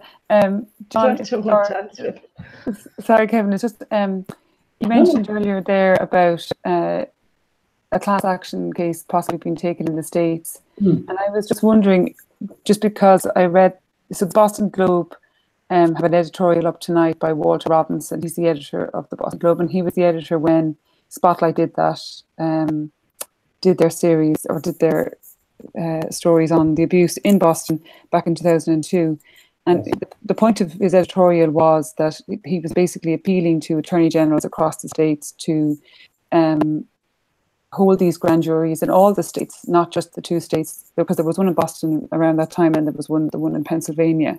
And so he was essentially asking for, I suppose, these are my words, for state agencies to do all they can in order to get the truth. And his point was that we can handle the truth, we just can't buy the cover up anymore. So it just reminded me of you, because I thought of your appeals for the coroner to hold an inquest or hold inquests into what happened at Tuam.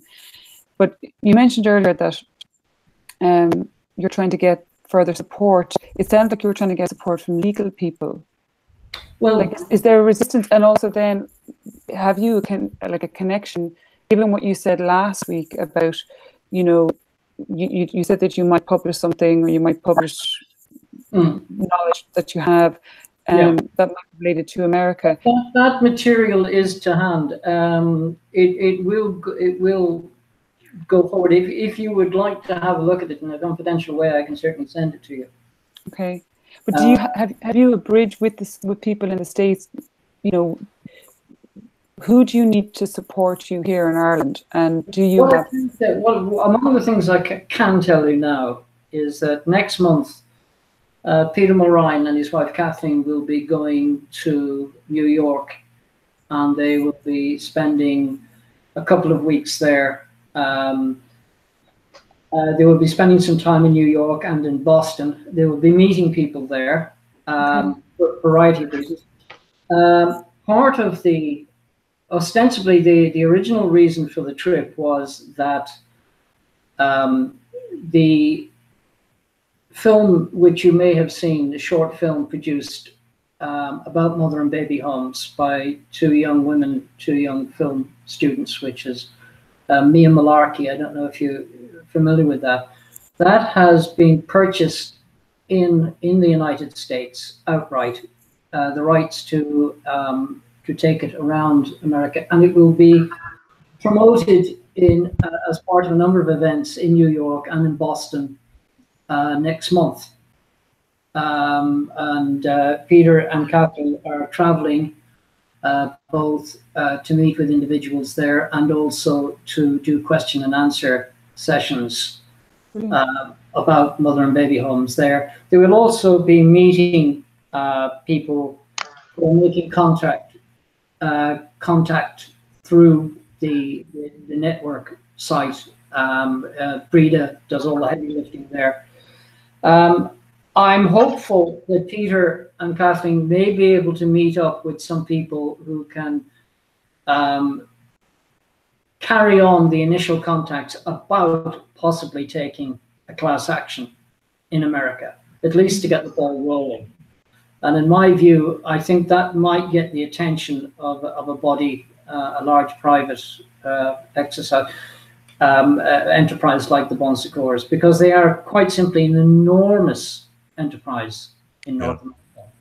And I think that might just get their attention a little bit, yes. Okay. Is that okay? Okay, yeah. Marcel, have we lost Marcel? Looks like we've lost Marcel. Marcel does an amazing non-fiction book club, Kevin. Marcel. Just need to plug in my laptop before I go all black here. Just give me 1 second. Marcel, we lost Marcel again, okay.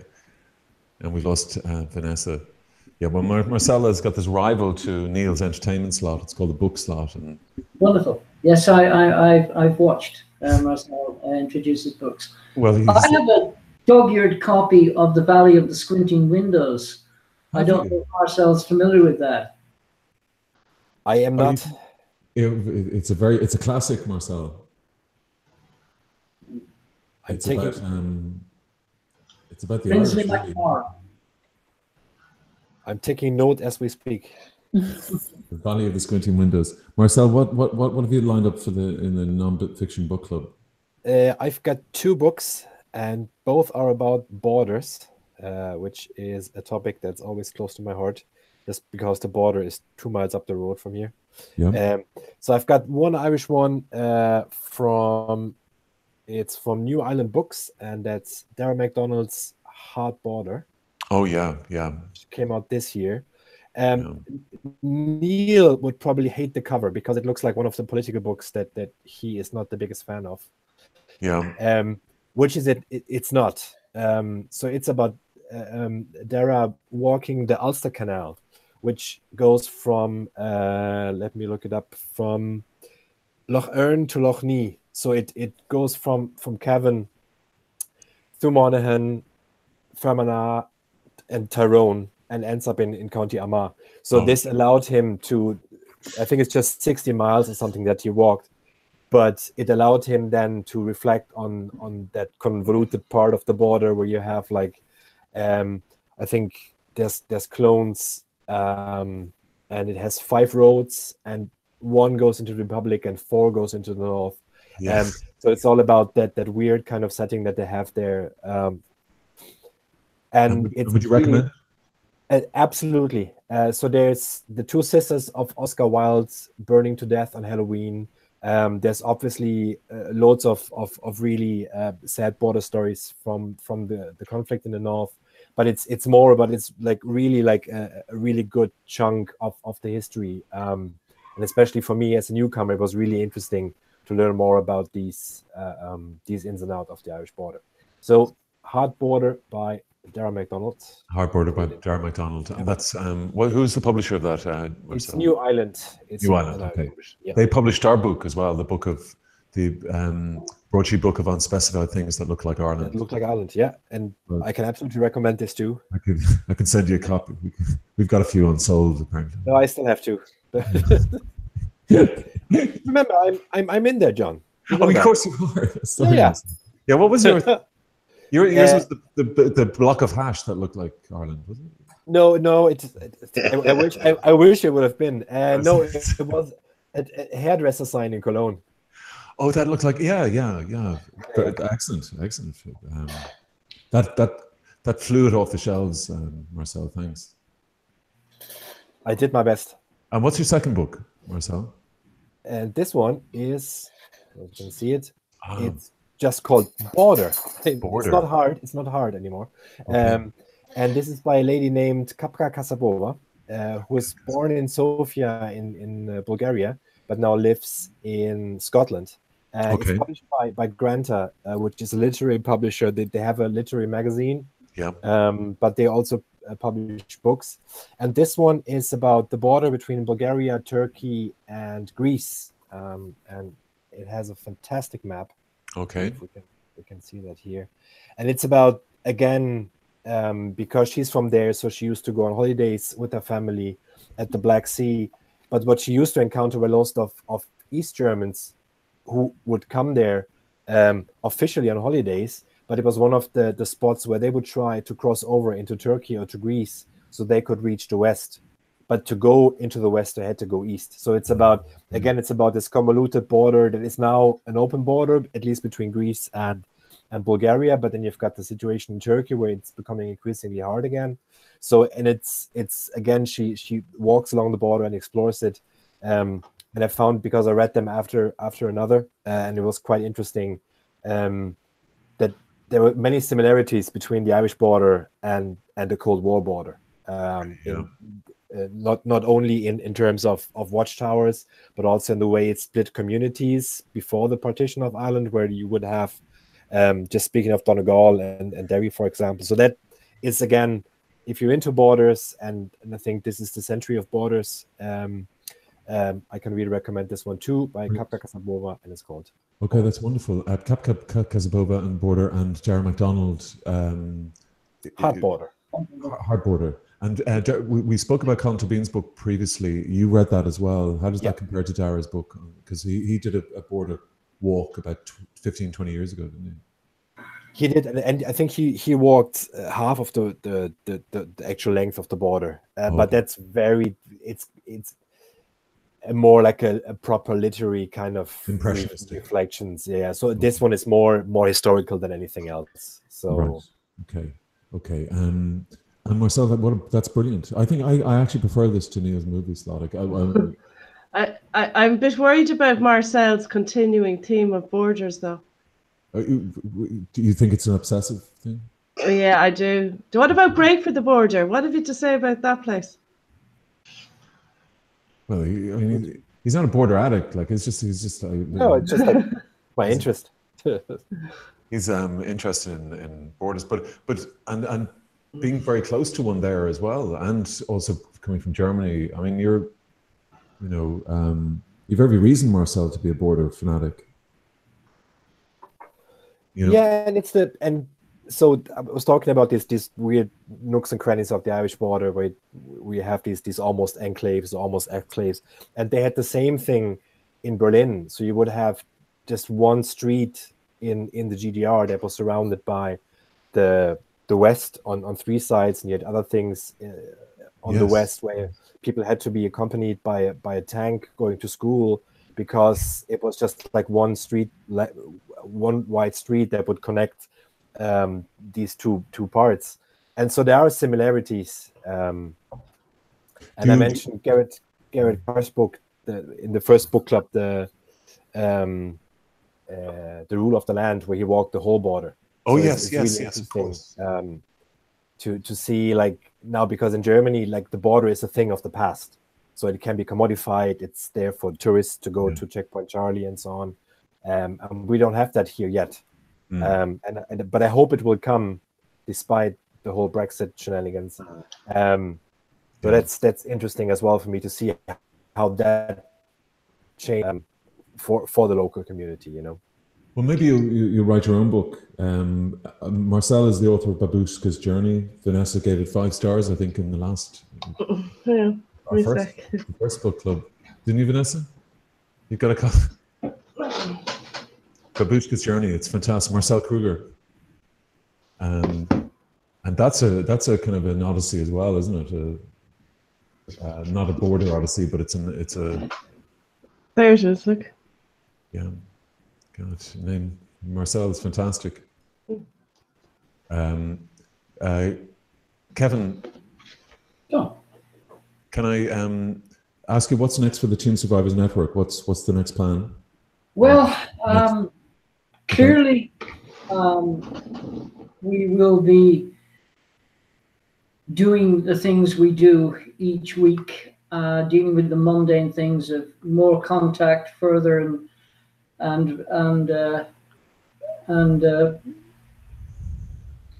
hopefully deeper contacts with people who have been dipping their toe in the water and emailing the network and saying that I've discovered that I come from a mother and baby home, and that or perhaps I came from Tuam.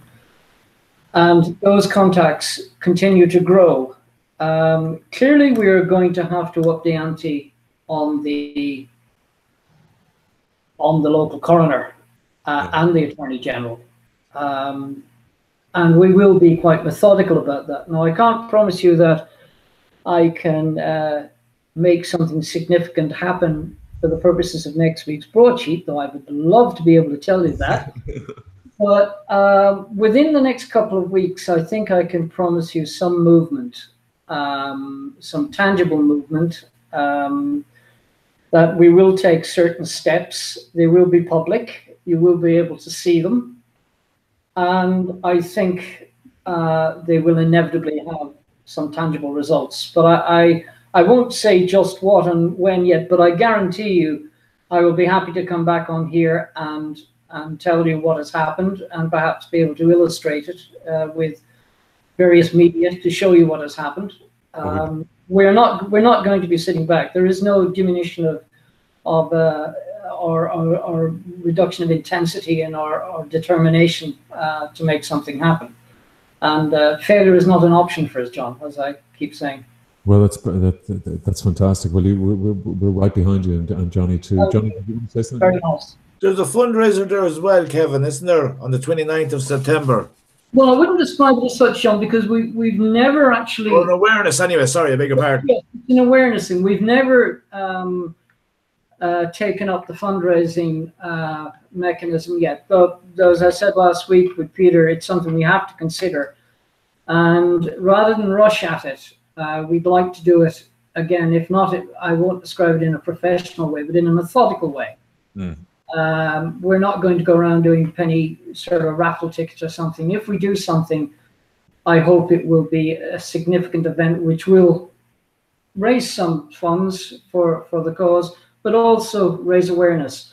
But yes, Johnny, you're right. There is one coming up next month. I think it's the 29th of September. Okay. Well, and that will be in the Telly Hotel in Tuam itself. Okay. Well, we'll definitely give that. Kevin, thanks so much.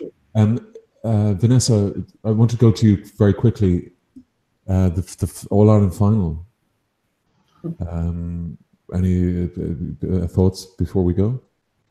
Oh, so Dublin are going for four in a row. I'd say they'll take it easy enough. I thought when you said the All-Ireland final, I assumed you were going to have Shane on. Well, she's gone to Spain, but she was going to come on there last week actually to discuss it, but they're not a popular team, Tyrone. Of course, everyone loves the Dubs. Well, I don't love the Dubs, but they are a much better side. Even Tyrone people apparently. One thing Tyrone and Dublin have in common, though, they love to fly the Palestinian flag. So yeah. Hopefully we'll see a lot of the Palestinian flags being flown on the hill. There was I think the fans should support their own sides on All-Ireland Day. It's hard enough to get there, but whatever you want to fly whatever flag they want if they want to. One of the guys that was arrested, but he hasn't been able to referee a game since, so that's kind of interesting. Okay. Well, John, given the week that's in it, can I give a little Galway perspective combining the Pope and Gaelic football?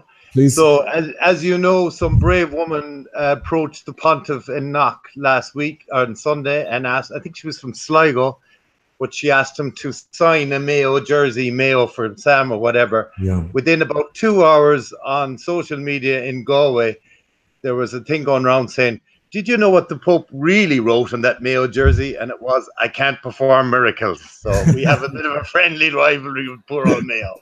So I would say most Galway people would be cheering for Tyrone, though, I have to admit.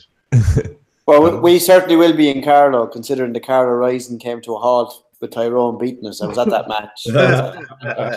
But that was the story. That was the real story of the GEA calendar, was the Carlow Rising. And you did a great year last year as well. So, Vanessa, Tyrone then are the underdogs that nobody is behind. Well, I'd say they're underdogs by at least 12 points. But there's not like they're the plucky Tyrone. People just don't like Tyrone. What is going on? Well, you have a lot in common with Tyrone, actually, John. You know, I mean, there's a bit of an RT factor as well. Why don't people like Tyrone? I suppose they don't. No, from my perspective, I don't like the way they play football. Oh, okay. You know? Yeah. But are they mean players? Like, would they be? No, they're just very defensive players, and the expression Nordy football and the pulling and dragging and is all on there. Counter-attack, not defensive.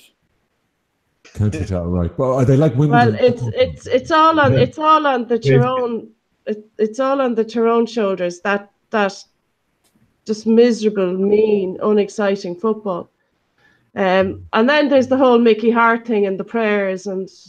But Mickey doesn't talk to RT. No. None of the players. They have no dealings with RT at all. No. And is that okay? Right. Why won't they do that? Why won't they do? There was a sketch that John Murray did, which referred to him going down to see the Dalai Lama with the footballer son-in-law. It was after the death. And there was a joke made about it that they felt, but then there was also the Tyrone commentator that they thought would take over from Michal Marahertu, Cottle, can't think of his name. Yeah, and they basically felt that he was not getting the attention and getting the jobs that he after Michal Marahertu resigned. Oh, okay. Well, I think there's more to it than that. Actually, there's a bit more of they wanted somebody to. They're not talking to RT anymore. There was more to it. It had more to do with football, actually, than the friends not getting the jobs and things like that. And they won't. There's no détente. It's just this is not going to thaw anytime soon. No, it's going on a while. This isn't the first season of it. But then, to be fair to Mickey Hart, he's not the first manager to have a media ban on preparations. Oh, right. But this seems more far from it. Right. Okay. Well, he's a controversial figure in his own way, and I suppose there is the tragic story of Michaela, and it's just that'll always follow him.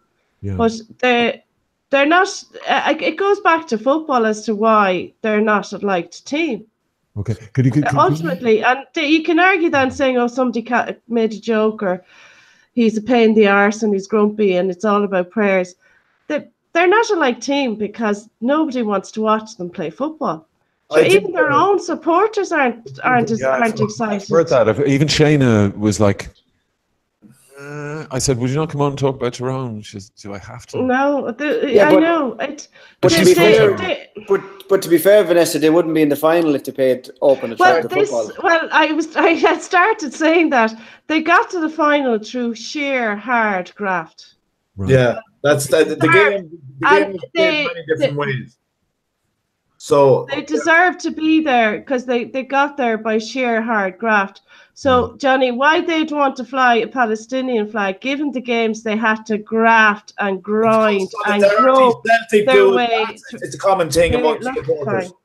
Okay. I think the first 10 minutes will be very interesting, John. It can psychologically put Dublin in their place. Okay, will you go upset the first 10 minutes?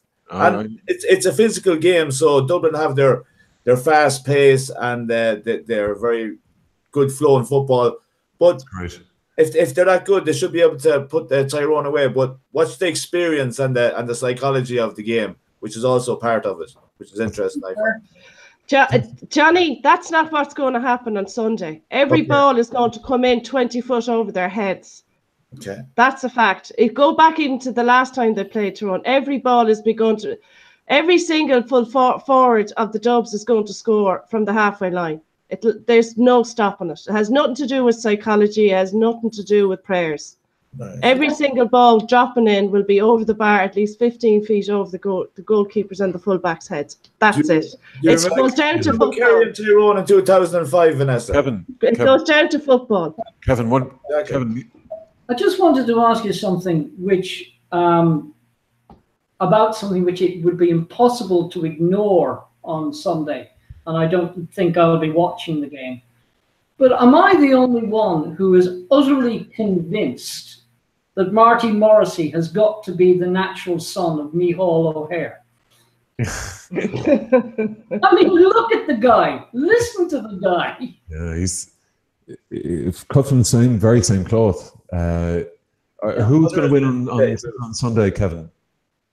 I have no idea, but I expect that the bookies will be taking it that the Dublin Steamroller will prevail. Okay. That's as far as my knowledge goes. Alan, Kieran, you agree with that? Marcel? Yeah. The Dubs are in a different league. They're just in a completely different league. Different planet. Different league, Kieran. I think the scary thing about them is they've probably about 6 subs that would walk onto any other team, and that's when, like, they beat us in the semi-final, and the quality that they have on the bench is frightening, and they can bring these guys on fresh with 20-25 minutes to go. It must be scary for the other team to see these lads running on. No, I think also, it's not the standard of football this year hasn't been great. And the hurling championship has just wiped the floor with the football championship. I mean, the Munster championship alone has just wiped the floor with both All Ireland series, And I think all in all, I think people want to see Dublin win because they're bloody good. They're bloody good. And the football the last few years has been shite overall. Even the club final has been shite. Has it? Has it really? Go away as well. If you look at the club final this year between Coola and the Piercing, it went to a replay and it went into extra time, and there was still nothing between them, And we haven't seen games like that in football in a while, I suppose the gap is there, everything kind of regenerates and it kind of builds up again. Why is hurling going through such a great renaissance? Well, they jigged it around to kind of give more games to the Munster Championship. I think that's helped. And people prefer to watch it, Okay. But I gather this season's been like the best season ever since. Oh, absolutely, yeah.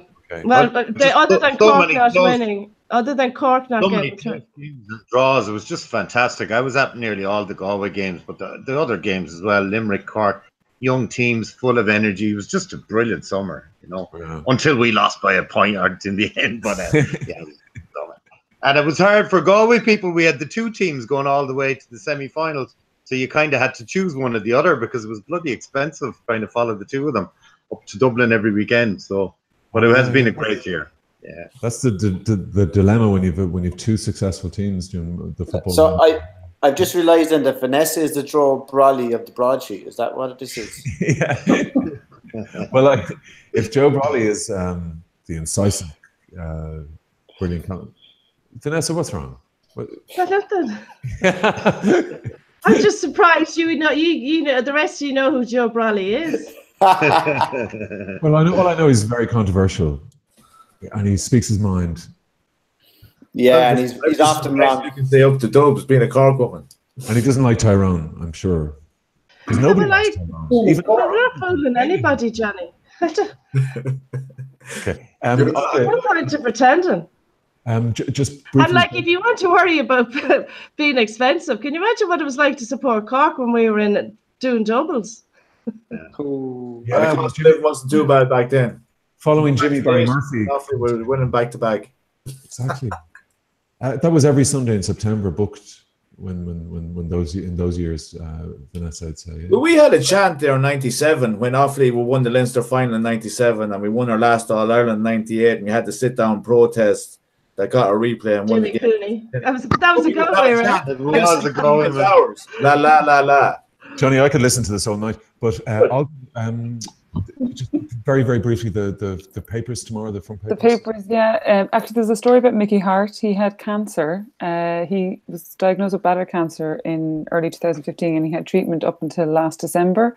He got the all clear. So there's just a piece by Kieran Shannon, and I think it'll be, the full story will be in the Examiner Saturday, Weekend Sport, but there's a bit in the cover. Just, you were talking about it there, so maybe I'll just say that. More details on that story? Any more details? Well, he just said that he was diagnosed. Yeah. No, it's fine. Go on. Sorry. Yeah. But yeah, he went over. He had treatment for 30 months, and he quote here from, that was a tough year, 2015, a very tough year. Thanks be to God, it got discovered in time and got it removed. Then I got treatment like chemotherapy, only it was directly into my bladder. It didn't go through the whole body, but then it wasn't working the first time around, and then it didn't work the second time around. I remember being up in Belfast and them telling me there's a 66% chance of it working the first or second time, but after that it goes down to 18%. But anyway, he got the all clear. So, well, I hope you feel proud, Vanessa. Of slagging off his team after hearing that. Was I slagging them off? It could go on. There's the main story. The main story, John. Let them all fly their Palestinian flags and see how proud they are. Okay. Sorry, Albert. No. The main story there by Catherine Shannon. Most car buyers unaware of PCP risks. So basically, it's like a story. It's like buying cars like on a hire purchase type thing. The majority of motorists who bought their cars on personal contract plans, PCPs, do not understand how they work and could be left with nothing to show for it despite paying a deposit and making monthly repayments. At the end of last year, the central bank valued this particular market at 1.5 billion with 126,000 plus contracts outstanding. However, a consumer study of these PCPs found that despite involving large sums of money relative to household budgets, the products appear poorly understood. So I'm not too sure. I could explain that to you someday. I could do a whole piece on electric vehicles and PCP some other show, John, when you're bored. No, you're on. We'll sit down and arrange that, Alan. Brilliant. I don't know what a PCP is, but I didn't know what a tracker mortgage was 10 years ago. No, it's the exact opposite of hire purchase. Oh, I beg your pardon, sorry. Basically, you pay down the depreciation, but you pay interest on the total sum of the car. So that car is worth 30,000. And you get a guaranteed minimum future value, so that after 3 years they guarantee it to be worth 15,000. So you pay down the 15,000, the difference, which is depreciation, but you pay interest on the 30,000. So if you get a 0% PCP deal, it's quite good, but you can put in a deposit of 10, 20, or 30%. And the whole concept is that you put in a deposit, and at the end of the contract, then you have your deposit again in equity to put into your next car. But that doesn't always work out, which is where electric cars come in. But that's the concept. But if you try to move, say, from one dealer to another, you may not be able to continue your deposit because they won't give you the same value. So there's a lot of kind of bits and pieces to it that people can fall down on. But the simple thing is put in the minimum amount of deposit and find the lowest interest rate. Okay, thanks, Alan. Well, you shouldn't buy cars on PCP anyway. Well, 126,000 people seem to have. I know that's because they're getting their Land Rovers for 500 quid a month. Oh, it's here we go again. Sorry. It is. It's all that, and also they're not treated as finance products, so they don't have the consumer protection. So the central bank have very little to say on it because it doesn't really come under their remit. The half rule does apply though. I use the half rule. I use the half rule to get out of mine, which is a hire purchase or PCP. If you pay back 50%, you can basically hand the product back and walk away from it. Yeah, but as you say, very few people would know that. John, just to say, there's one other story. It's called by Christy Parker, and the headline is "Cork Church to Commemorate Victims." So basically, the story is that down in Youghal, St. Mary's Collegiate Church in Youghal, it's a Catholic church. So last Saturday, last Sunday, representatives of a group called Standing for Women tied children's shoes, like the baby shoe remember events that were going on, that were in Louth and Dublin and other places everywhere. And Dundalk as well and Dundalk and Louth, yeah. And so this group of women, they tied children's shoes to the church railings last Sunday with black ribbons as part of what everyone else was doing. And so that happened. But then while the canon for the church, David Hurley, was in Phoenix Park to meet the Pope, they were removed and then they were returned to the group. And then today, the group, according to Christy Parker's story, the women reattached the shoes to the railings. And then Canon Hurley said that after deep thought, he decided the shoes should be left in place until Saturday evening before being stored carefully and brought to the altar in procession during Sunday Mass. So that's going to happen this Sunday. So the priest said the commemoration will involve a little service of prayer for victims, survivors, and those who need healing. He said, "I'm only one person, but I felt something had to happen to help bring about healing." So there you go. Okay.